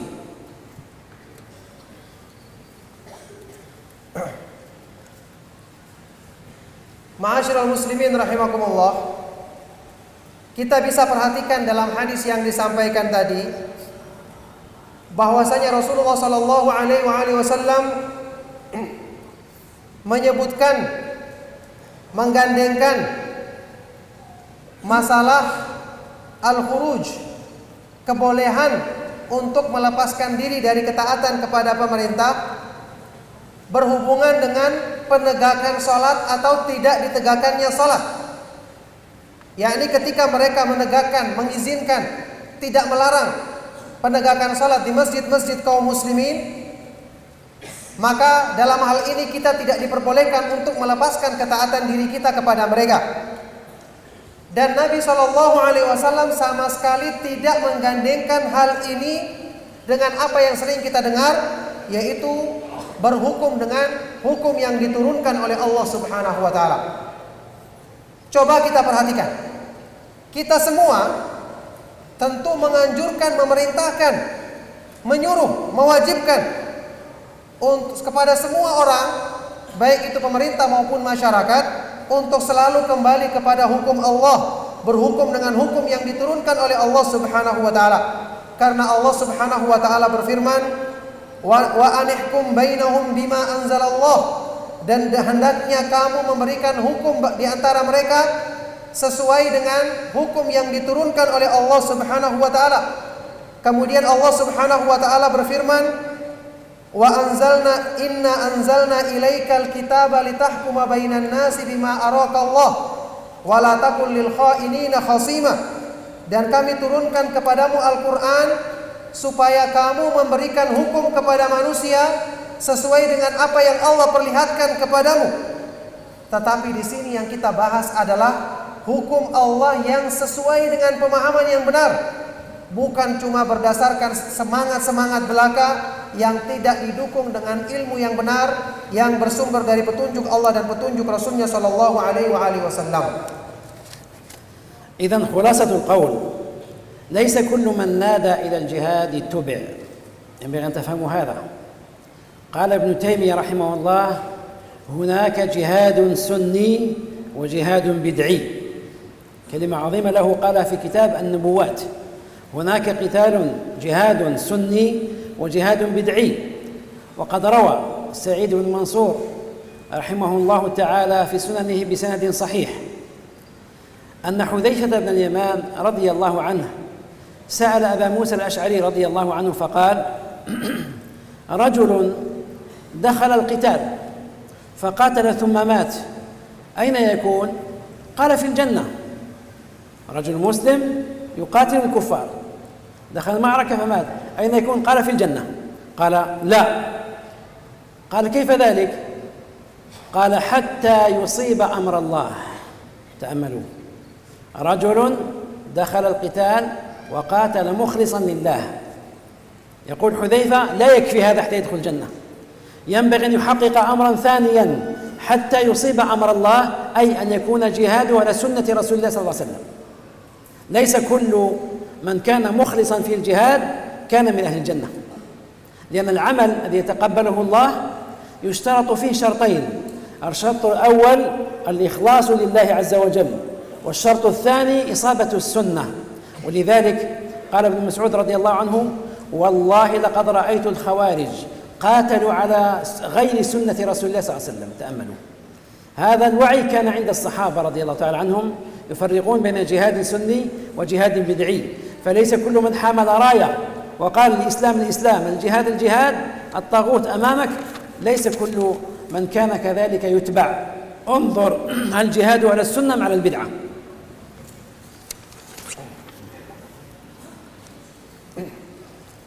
Maka kesimpulan dari apa yang disampaikan sebelum tadi, disampaikan dalam penjelasan tadi, bahwa tidak semua orang yang menyeru kepada jihad kemudian seruan tersebut diikuti. Dalam hal ini Syekhul Islam Ibnu Taimiyah rahimahullah taala dalam kitabnya An-Nubuwat pernah mengatakan bahwa jihad itu ada yang sesuai dengan sunnah dan juga ada jihad yang bid'ah, tidak sesuai dengan sunnah Rasulullah sallallahu alaihi wasallam. Oleh karena itu, Imam Sa'id Ibnu Mansur dalam kitab sunannya dengan sanad yang sahih meriwayatkan bahwa sahabat yang mulia Hudzaifah Ibnu Yaman radhiyallahu taala anhu pernah bertanya kepada sahabat yang lain Abu Musa Al-Asy'ari radhiyallahu taala anhu. Dia bertanya, kalau ada seseorang yang masuk ke medan perang untuk berjihad, kemudian dia mati dalam peperangan tersebut, maka akan kemana tempatnya di akhirat nanti? Dijawab oleh Abu Musa radhiyallahu taala anhu, tentu saja masuk surga. Qala, setelah itu ternyata dijawab oleh Hudzaifah, la, tidak, belum tentu dia masuk surga. Qala, maka sahabat Abu Musa al-Asy'ari radhiyallahu taala anhu kembali bertanya, kaifa dzalik? Bagaimana seperti itu? Qala, maka Hudzaifah radhiyallahu taala anhu mengatakan, dia tidak masuk surga kecuali kalau dia melakukan jihad yang sesuai dengan perintah Allah. La hatta yusiba amrallah, kecuali kalau dia menyesuaikan jihadnya mencocoki perintah Allah Subhanahu wa taala. Yakni maksudnya jihad yang dilakukannya adalah jihad yang sesuai dengan petunjuk sunnah Rasulullah sallallahu alaihi wasallam. Jadi meskipun seseorang itu mengaku berikhlas, mengikhlaskan dirinya untuk berjihad di jalan Allah, tapi kemudian ternyata jihad yang dilakukannya serampangan, tidak mempertimbangkan dalil-dalil dari Al-Quran dan Sunnah Rasulullah Sallallahu Alaihi Wasallam dan penjelasan para ulama Ahlus Sunnah, maka jihad ini tidak diterima dan tidak dihukumi sebagai jihad yang benar. Karena sudah kita ketahui bersama bahwasanya jihad, syarat diterimanya amal soleh dalam Islam adalah dua perkara.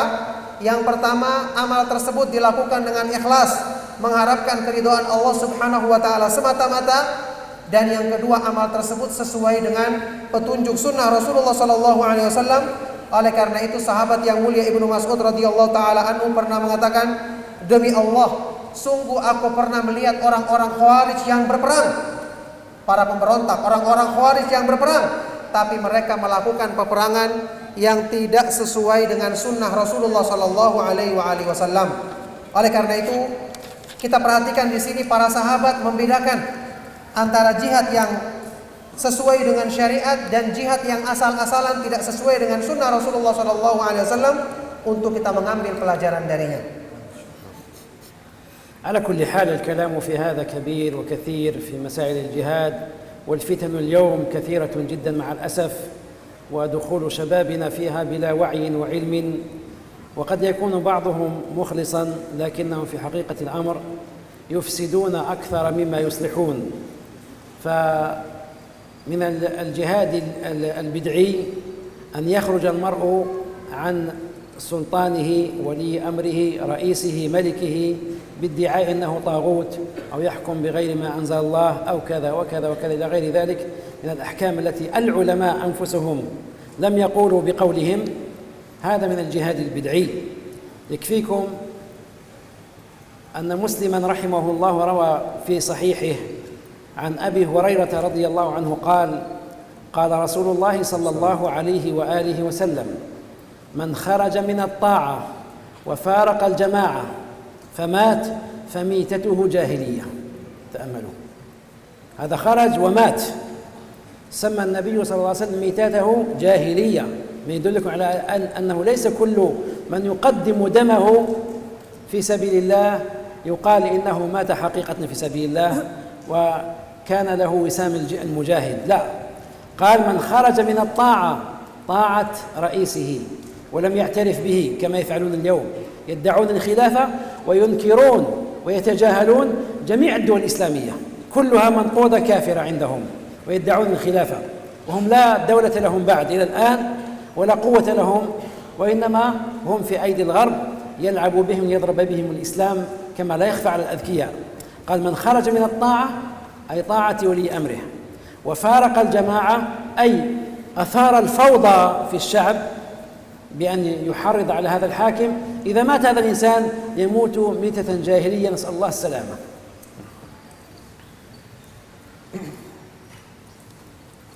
Ya, kesimpulannya,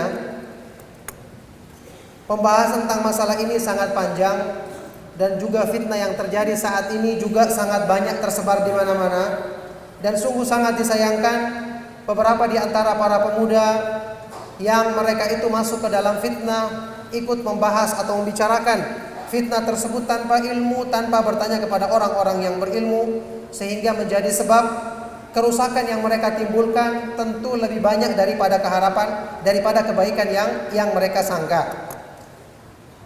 Dan termasuk dari perbuatan buruk yang termasuk al-jihadul bid'i, jihad yang menyimpang dari sunnah Rasulullah SAW, apa yang dilakukan oleh sebagian dari mereka saat ini, yaitu al-khuruj ala sultan, memberontak kepada penguasa dengan menyebutkan alasan-alasan mereka. Mereka mengatakan pemerintah adalah taghut, pemerintah telah berbuat seperti ini, mengkafirkan dengan terang-terangan. Yang ini adalah termasuk jihad yang tidak disyariatkan, yang telah kita ketahui bersama para ulama besar yang paham tentang agama justru mengingkari dan tidak menyetujui perbuatan yang mereka lakukan ini. Cukuplah sebagai bukti akan hal ini hadis sahih riwayat Imam Muslim dari Abu Hurairah radhiyallahu taala anhu, bahwasanya Rasulullah sallallahu alaihi wasallam bersabda, "Man kharaja minat ta'ah," barang siapa yang melepaskan diri dari ketaatan kepada pemerintah dan memisahkan diri dari jamaah kaum muslimin, kemudian dia mati, maka matinya adalah mati jahiliyah. Matinya adalah mati jahiliyah. Artinya mereka-mereka yang melepaskan diri dari ketaatan, memberontak kepada pemerintah, tidak mengakui pemerintah saat ini seperti yang mereka katakan saat ini, semua pemerintah yang ada di dunia adalah kafir, sehingga mereka sendiri tidak punya pemerintah yang mereka akui, padahal mereka tidak punya kekuasaan. Mereka sendiri hidup di negara-negara tersebut. Maka sehingga dengan ini mereka justru menjadi alat bagi musuh-musuh Islam untuk menimbulkan kerusakan di dalam tubuh kaum muslimin sendiri. Rasulullah SAW menyebutkan orang yang melakukan perbuatan seperti ini, melepaskan diri dari ketaatan, memisahkan diri dari jamaah kaum muslimin, kalau dia mati di atas keyakinan tersebut, maka dia mati dengan cara jahiliyah. Na'udzubillahi min dzalik. على كل حال أنا قد أخذت من وقتكم الكثير وقد حان الوقت في ظني، وتكلمت عن شطر واحد من النصيحة للحاكم، لأن العلماء كالإمام الخطابي والنووي وهما من كبار علماء الشافعية لما شرح كلمة النصيحة لأئمة المسلمين ذكروا هذا الذي ذكرته لكم، وهو أن لا يخرج عليهم وأن لا يحب أن يخرج عليهم ولا يحرض الناس ضدهم، بل يحب أن يجتمع الشعب عليهم ولو كانوا ظالمين في أنفسهم، وذلك حقنا لدماء المسلمين، حفظا للجماعة من أن يراق الدم فيها بغير حق، هكذا كما هو شأن الفتنة كما تعلمون. هذا شطر فسروه. الشطر الثاني مما فسروا به هو كيف تنصح للحاكم الراعي للرئيس، وهذا سأخذه بعد قليل بكلمة مختصرة جدا، والله يوفقني وإياكم ما يحب ويرضى.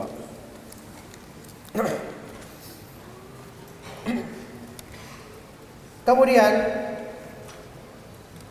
di sini penjelasan ringkas yang disampaikan oleh Syekh, mengingat terbatasnya waktu, adalah penjelasan tentang makna hadis yang disebutkan di awal ceramah ini, bagaimana menasehati pemimpin kaum muslimin. Disebutkan oleh beberapa ulama, di antaranya adalah Imam An-Nawawi dan Al-Khattabi, yang keduanya termasuk ulama besar dari mazhab Syafi'i. Mereka menjelaskan tentang makna nasihat bagi pemimpin atau penguasa kaum muslimin seperti yang kami jelaskan tadi, yaitu tidak boleh memberontak kepada mereka, tidak boleh melawan atau mencabut ketaatan dari mereka, dan senantiasa menganjurkan kaum muslimin untuk selalu bersatu di bawah kekuasaan mereka, meskipun mereka melakukan perbuatan-perbuatan yang buruk, perbuatan-perbuatan salah dan maksiat.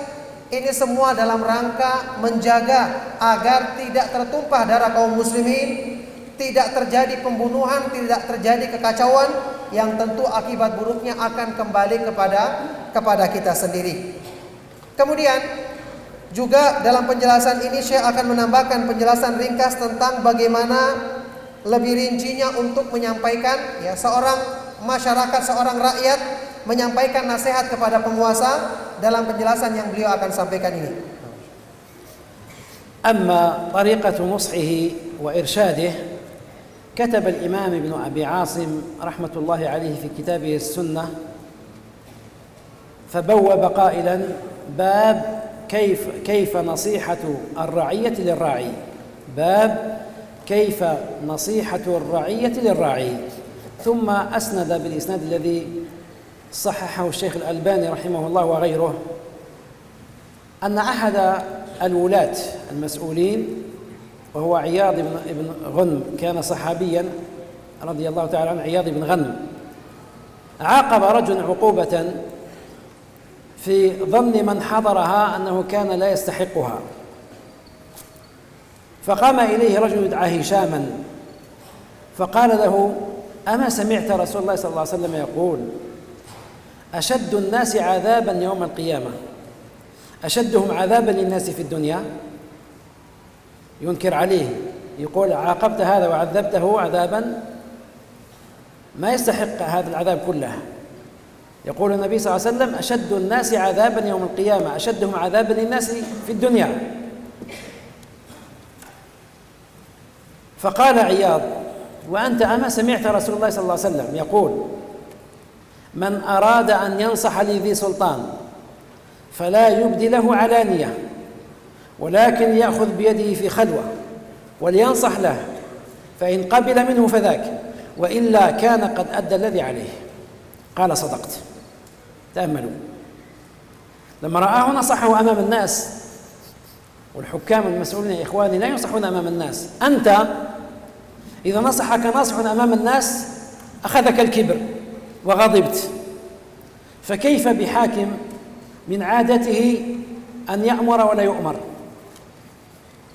فلا بد من إنزال الناس منازلهم من أراد أن ينصح لذي سلطان كلام النبي صلى الله عليه وسلم واضح لا يجوز لأحد أن يخالفه أو أن يتفلسف حوله من أراد أن ينصح لذي سلطان فلا يبدي له علانية ما يصلح له أمام الناس على المنبر يا حاكم يا وزير يا كذا هذا ما يصلح خلاف كلام النبي صلى الله عليه وسلم لكن خذ بيده في خلوة في ستر بينك وبينه فقط كما قال سعيد بن جبير لعبد الله بن عباس آتي السلطان فأنصح له قال إذا كان ولا بد ففيما بينك وبينه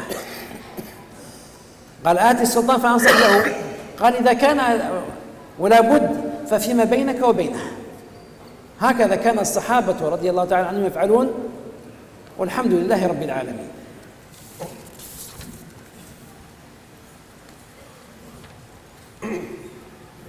Adapun cara untuk menasehati atau memberikan peringatan kepada penguasa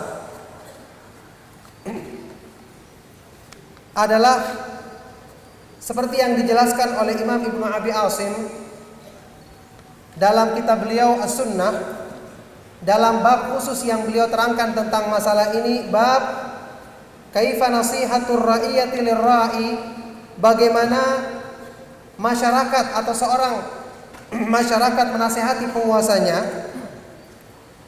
Beliau dalam bab ini membawakan sebuah hadis yang disahihkan oleh Syekh Al-Albani rahimahullah ta'ala. Hadis yang sahih ketika ada salah seorang penguasa di zaman tersebut, seorang yang penguasa di zaman tersebut yaitu sahabat Nabi SAW Iyad ibnu Gunum radhiyallahu taala anhu. Satu saat dia pernah memberikan hukuman kepada seorang laki-laki karena satu kesalahannya. Akan tetapi ada salah seorang laki-laki yang lain yang tidak setuju dengan hukuman tersebut.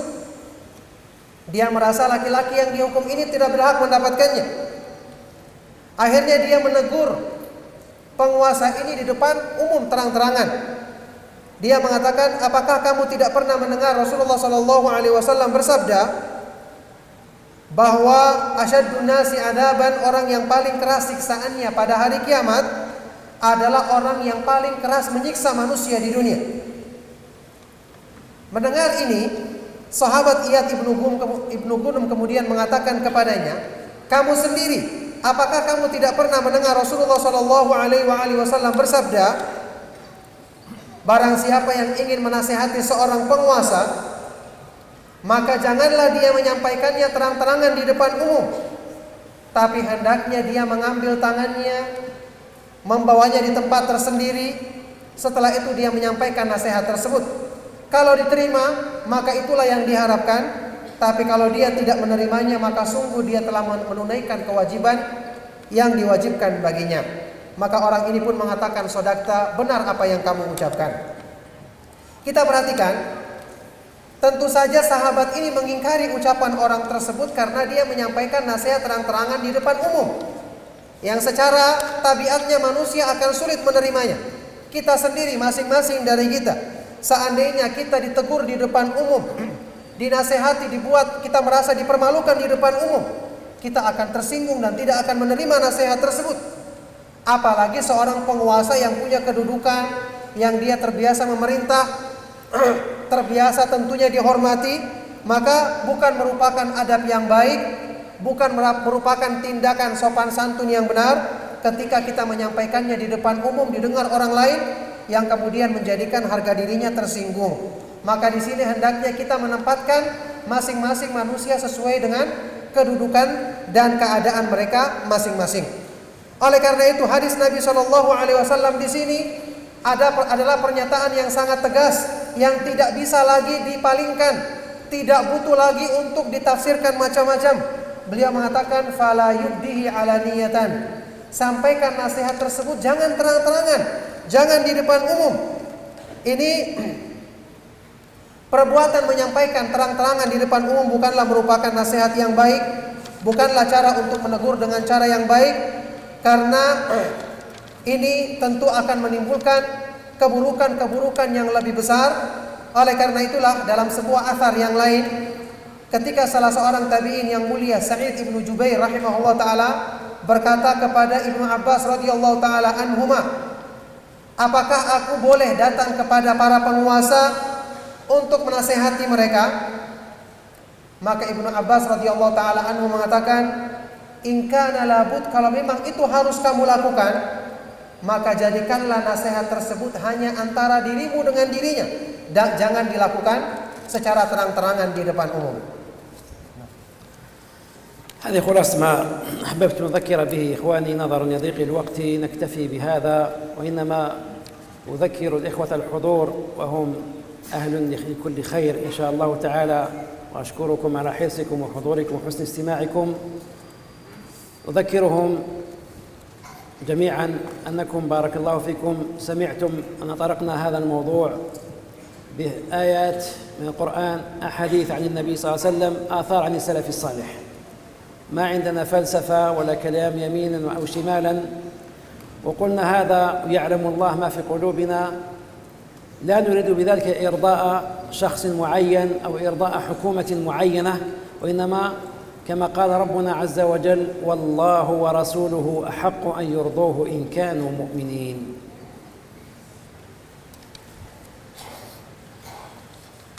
Inilah ringkasan atau kesimpulan dari apa yang bisa kami sampaikan.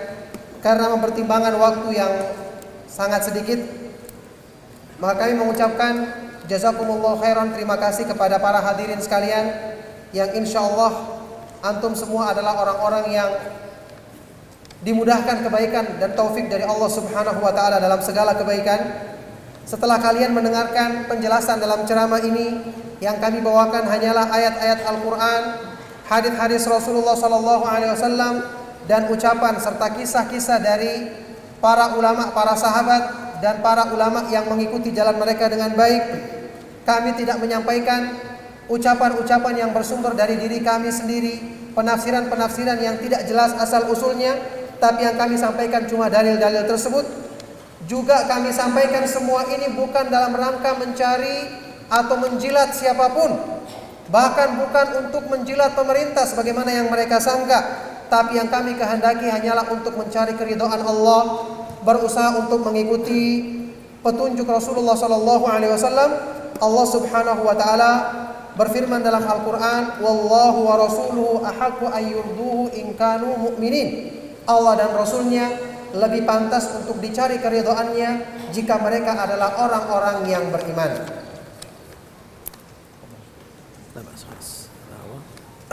Ya, maka sampai di sini apa yang disampaikan oleh Syekh dari ceramah yang semoga bermanfaat bagi kita semua. Sekarang di sisa waktu yang ada kita akan membaca beberapa pertanyaan yang akan dijawab oleh beliau.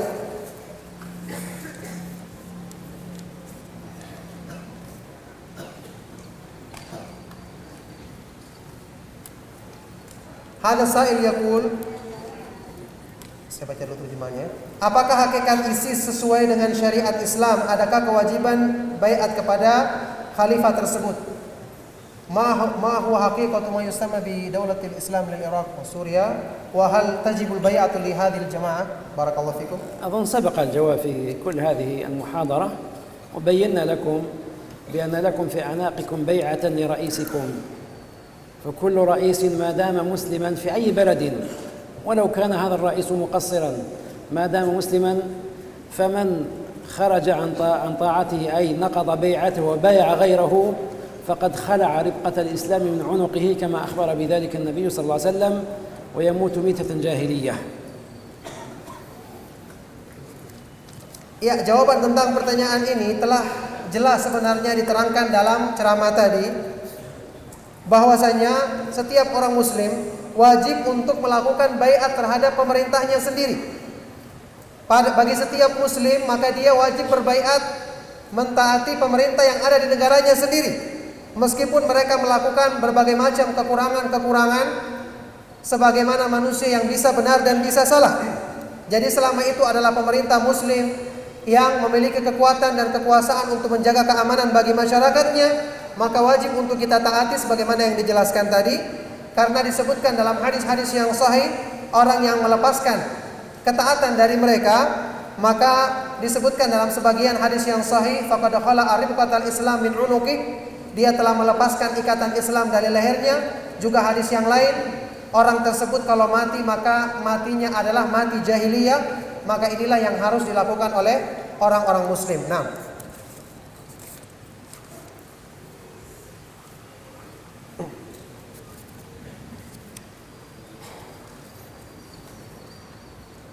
pertanyaan berikutnya, wahai Syekh, nasihati kami umat Islam di Indonesia dalam menghadapi sistem demokrasi yang berulang kali dari tahun 1945 dan seterusnya. Sekarang sangat merugikan dan mencurangi umat Islam di satu sisi, dan di sisi lain bagi segelintir muslim yang katanya menikmati demokrasi dan melibatkan diri untuk secuil dunia. نصيحة فيما يتعلق بالديمقراطية وانتخابات رئيس في إندونيسيا، كيف نفعل ذلك؟ أنا أنصح كل مسلم أن يلتزم بالإسلام وأن يقيم عليه، فالإسلام دين قائم بذاته ونظام قائم بذاته لا يحتاج إلى ترقيع من أنظمة أخرى بشرية. كل الأنظمة البشرية تخالف نظام الإسلام، لكن إذا وجد لكم رئيس والحمد لله ولا بد أنكم منتظمون تحت رئاسة رئيس، فلا يجوز لكم الخروج عليه لأنه رئيس مسلم. هذا الذي ندندن حوله من أول هذه الكلمة. كل من استلم الحكم سواء كان بطريق شرعي أو بطريق غربي، إذا استتب له الأمر يجب عليكم أن تعتقدوا أن بيعته تحت أعناقكم. كذا قال الإمام النووي والقاضي عياض رحمهما الله أنه لا يمكن أن يبايع كل فرد، وإنما أنتم داخلون تحت بيعة من بايعه من وجهاء بلادكم. Barakallahu fikum. Agama Islam adalah agama yang sempurna, yang tidak membutuhkan aturan-aturan lain yang selain dari Islam. Kita menasihati semua orang untuk berpegang teguh dengan Islam dan mengatakan bahwa segala sesuatu aturan yang menyimpang dari Islam maka tidak boleh kita ikuti. Yang wajib adalah kita ikuti aturan dalam Islam. Akan tetapi, sebagaimana yang dijelaskan dalam ceramah Syekh, jika seorang muslim hidup di satu negara yang pemimpinnya adalah seorang muslim yang memiliki kekuatan dan benar-benar secara syar'i telah sah menjadi sebagai penguasa muslim, penguasa dan pemerintah di negeri tersebut, maka hendaknya dia mentaatinya dan tidak boleh melepaskan diri dari ketaatan kepadanya. Ketika dia misalnya menerapkan satu aturan yang bertentangan dengan Islam, baik itu diambil dari barat ataupun timur, tentu peraturan tersebut kita ingkari dengan cara yang baik, tetapi tidak boleh kita melepaskan ketaatan dari mereka. Alhamdulillah, seperti negara kita, negara Indonesia yang dengan segala kekurangan yang ada, pemerintah kita adalah pemerintah muslim yang juga mengizinkan kita untuk melaksanakan penegakan syiar-syiar Islam yang zahir. Ini merupakan nikmat dari Allah Subhanahu wa taala yang kita syukuri, yang tentu kita berusaha untuk menyampaikan nasihat yang baik terhadap mereka, tapi tidak boleh kita melepaskan ketaatan dari mereka dan tidak boleh kita melakukan pemberontakan terhadap mereka.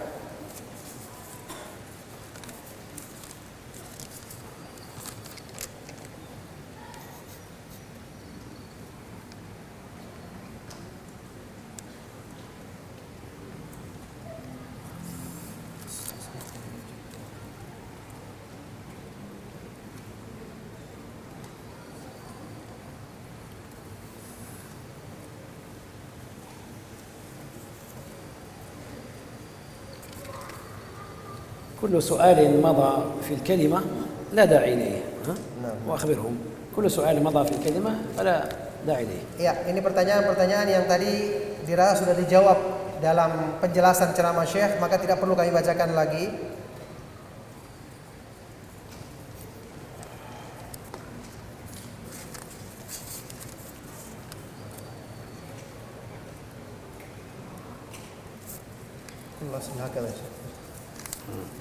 كله مكرر. نعم.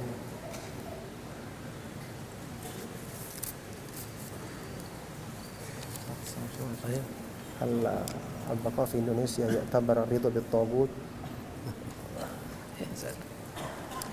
Ada pertanyaan, apakah tinggal di Indonesia termasuk ridha dengan tagut dan tunduk kepada hukum Islam, kepada selain hukum Islam? بقاؤكم في إندونيسيا لا يعني أنكم ترضون بالطاغوت، لأني قلت لكم لا يجوز لكم تسموا رئيسكم طاغوتا، فهو حاكم مسلم. يا إخواني، الآن الدنيا كلها مبتلات بالتقصير، وأنتم والله لو فتشنا في بيوتكم كما تفتشون في بيتي تجدون تقصير الكبير والصغير. والإنسان يكون حاكما على 4 أنفار، 4 أشخاص من بيته، مع ذلك يعجز عن إدارتهم. فكل رئيس محتاج إلى مساعدتكم لا إلى منابذته. وأين تذهب؟ فلا تغتر بما هو يوجد الآن في العراق. هذا تواطؤ بين الغرب والحاقدين على أصحاب رسول الله صلى الله عليه وسلم فقط، تواطؤ واتفاق بين الغرب والحاقدين على الصحابة رضي الله تعالى عنهم. وسترون أنهم كما هو شأن من على شاكلتهم. يقول الشيخ عبد المحسن العباد حفظه الله أن هؤلاء لا يطول عمرهم، كما هو شأن من يفعل مثل هذه الأفعال. لا تغتروا بهذه الأشياء. يكون إنسان رزينا ثقيلا يصبر ولا يهجم على الفتنة هكذا هجوما. فأنت في بلد مسلم أقم دينك في نفسك وفي أهلك وفي من تستطيع، وادعو إلى الإسلام، وأصلح من تستطيع من المسؤولين بالكلمة الطيبة الناصحة الهادفة، يقوم الخير عندكم وتتغير البلاد من حسن إلى أحسن، وهكذا إن شاء الله ترتقون. Ya, jawaban dari beliau, maka tentu saja tinggal di negara Indonesia bukanlah berarti mengakui atau mengikuti taghut. Karena pemerintah kita adalah pemerintah muslim, meskipun dengan segala kekurangan yang ada pada dirinya. Saat ini di dunia, di setiap negara, bahkan pada diri kita masing-masing banyak kekurangan. Seandainya kita datang ke rumah teman kita untuk memeriksa kekurangan-kekurangan yang ada di rumahnya, atau kita menyuruh teman kita untuk datang ke rumah kita untuk memeriksa apa-apa yang salah di rumah kita, akan didapati banyak kekurangan. Maka dalam hal ini seorang manusia mempertimbangkan ketika dia misalnya dalam rumahnya saja memiliki 4 orang yang dipimpinnya, istri dan anak-anaknya. Ini pun dia menghadapi berbagai macam masalah-masalah atau salah dalam bersikap karena kekurangan yang ada pada dirinya.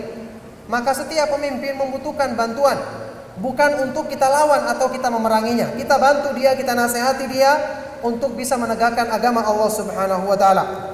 Jangan terpengaruh dengan apa yang kita dengarkan, berita-berita tentang keadaan yang terjadi di Irak atau di tempat-tempat yang lain. Disampaikan oleh Syekh di sini bahwa apa yang terjadi di Irak di situ adalah cuma persengkongkolan antara musuh-musuh Islam dan orang-orang yang membenci para sahabat Rasulullah SAW, yaitu orang-orang yang punya pemikiran Rafidah atau Syiah, yang mereka membenci para sahabat Rasulullah SAW. Kalian akan menyaksikan hal ini. Syekh Abdul Muhsin Al-Abbad, ulama besar di Madinah, hafizahullah taala, mengatakan bahwa mereka ini kegiatan mereka tidak akan berumur panjang. Kita akan melihat kegiatan mereka akan segera berakhir sebagaimana propaganda-propaganda seperti ini yang sebelumnya. Oleh karena itu setiap orang muslim hendaknya berpikir dengan pikiran yang sehat, mempertimbangkan nikmat yang Allah Subhanahu wa taala berikan kepada mereka. Negeri kita adalah negeri muslim. Alhamdulillah, kebaikannya banyak. Tentu ada keburukan-keburukan atau kekurangan-kekurangan yang kita harusnya selesaikan dengan cara yang baik. Setiap muslim menegakkan agama pada dirinya, menyampaikan dakwah kepada masyarakatnya dengan cara yang baik, menjadi sebab untuk perbaikan kepada diri, keluarga dan masyarakatnya, supaya negeri kita akan semakin dari kebaikan satu menjadi lebih baik lagi, dan keburukan-keburukan akan bisa dihilangkan dengan izin Allah Subhanahu wa taala. Tentu ini yang diharapkan.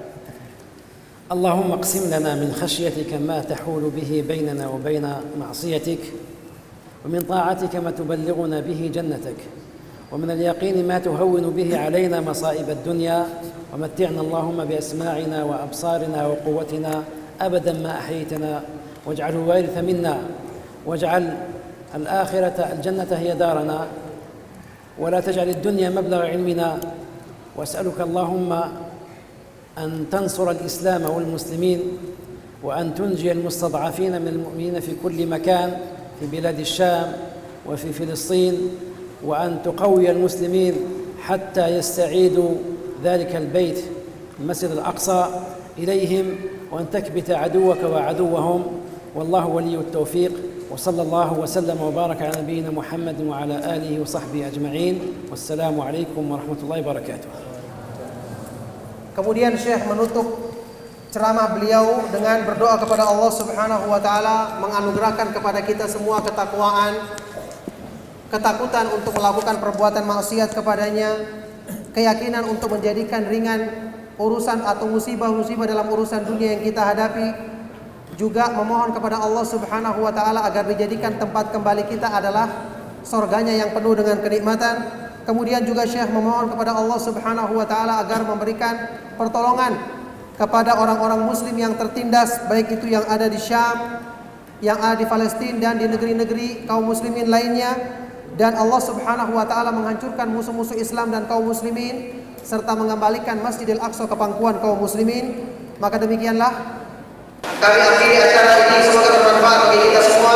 Sallallahu wasallam wa barak ala nabiyina Muhammadin wa ala alihi wa sahbihi wa man tabi'ahum bi ihsanin ila yaumiddin. Wa akhiru da'wana alhamdulillahi rabbil alamin. Subhanakallahumma wa bihamdika asyhadu an la ilaha illa anta astaghfiruka wa atubu ilaik. Wassalamu alaikum warahmatullahi wabarakatuh.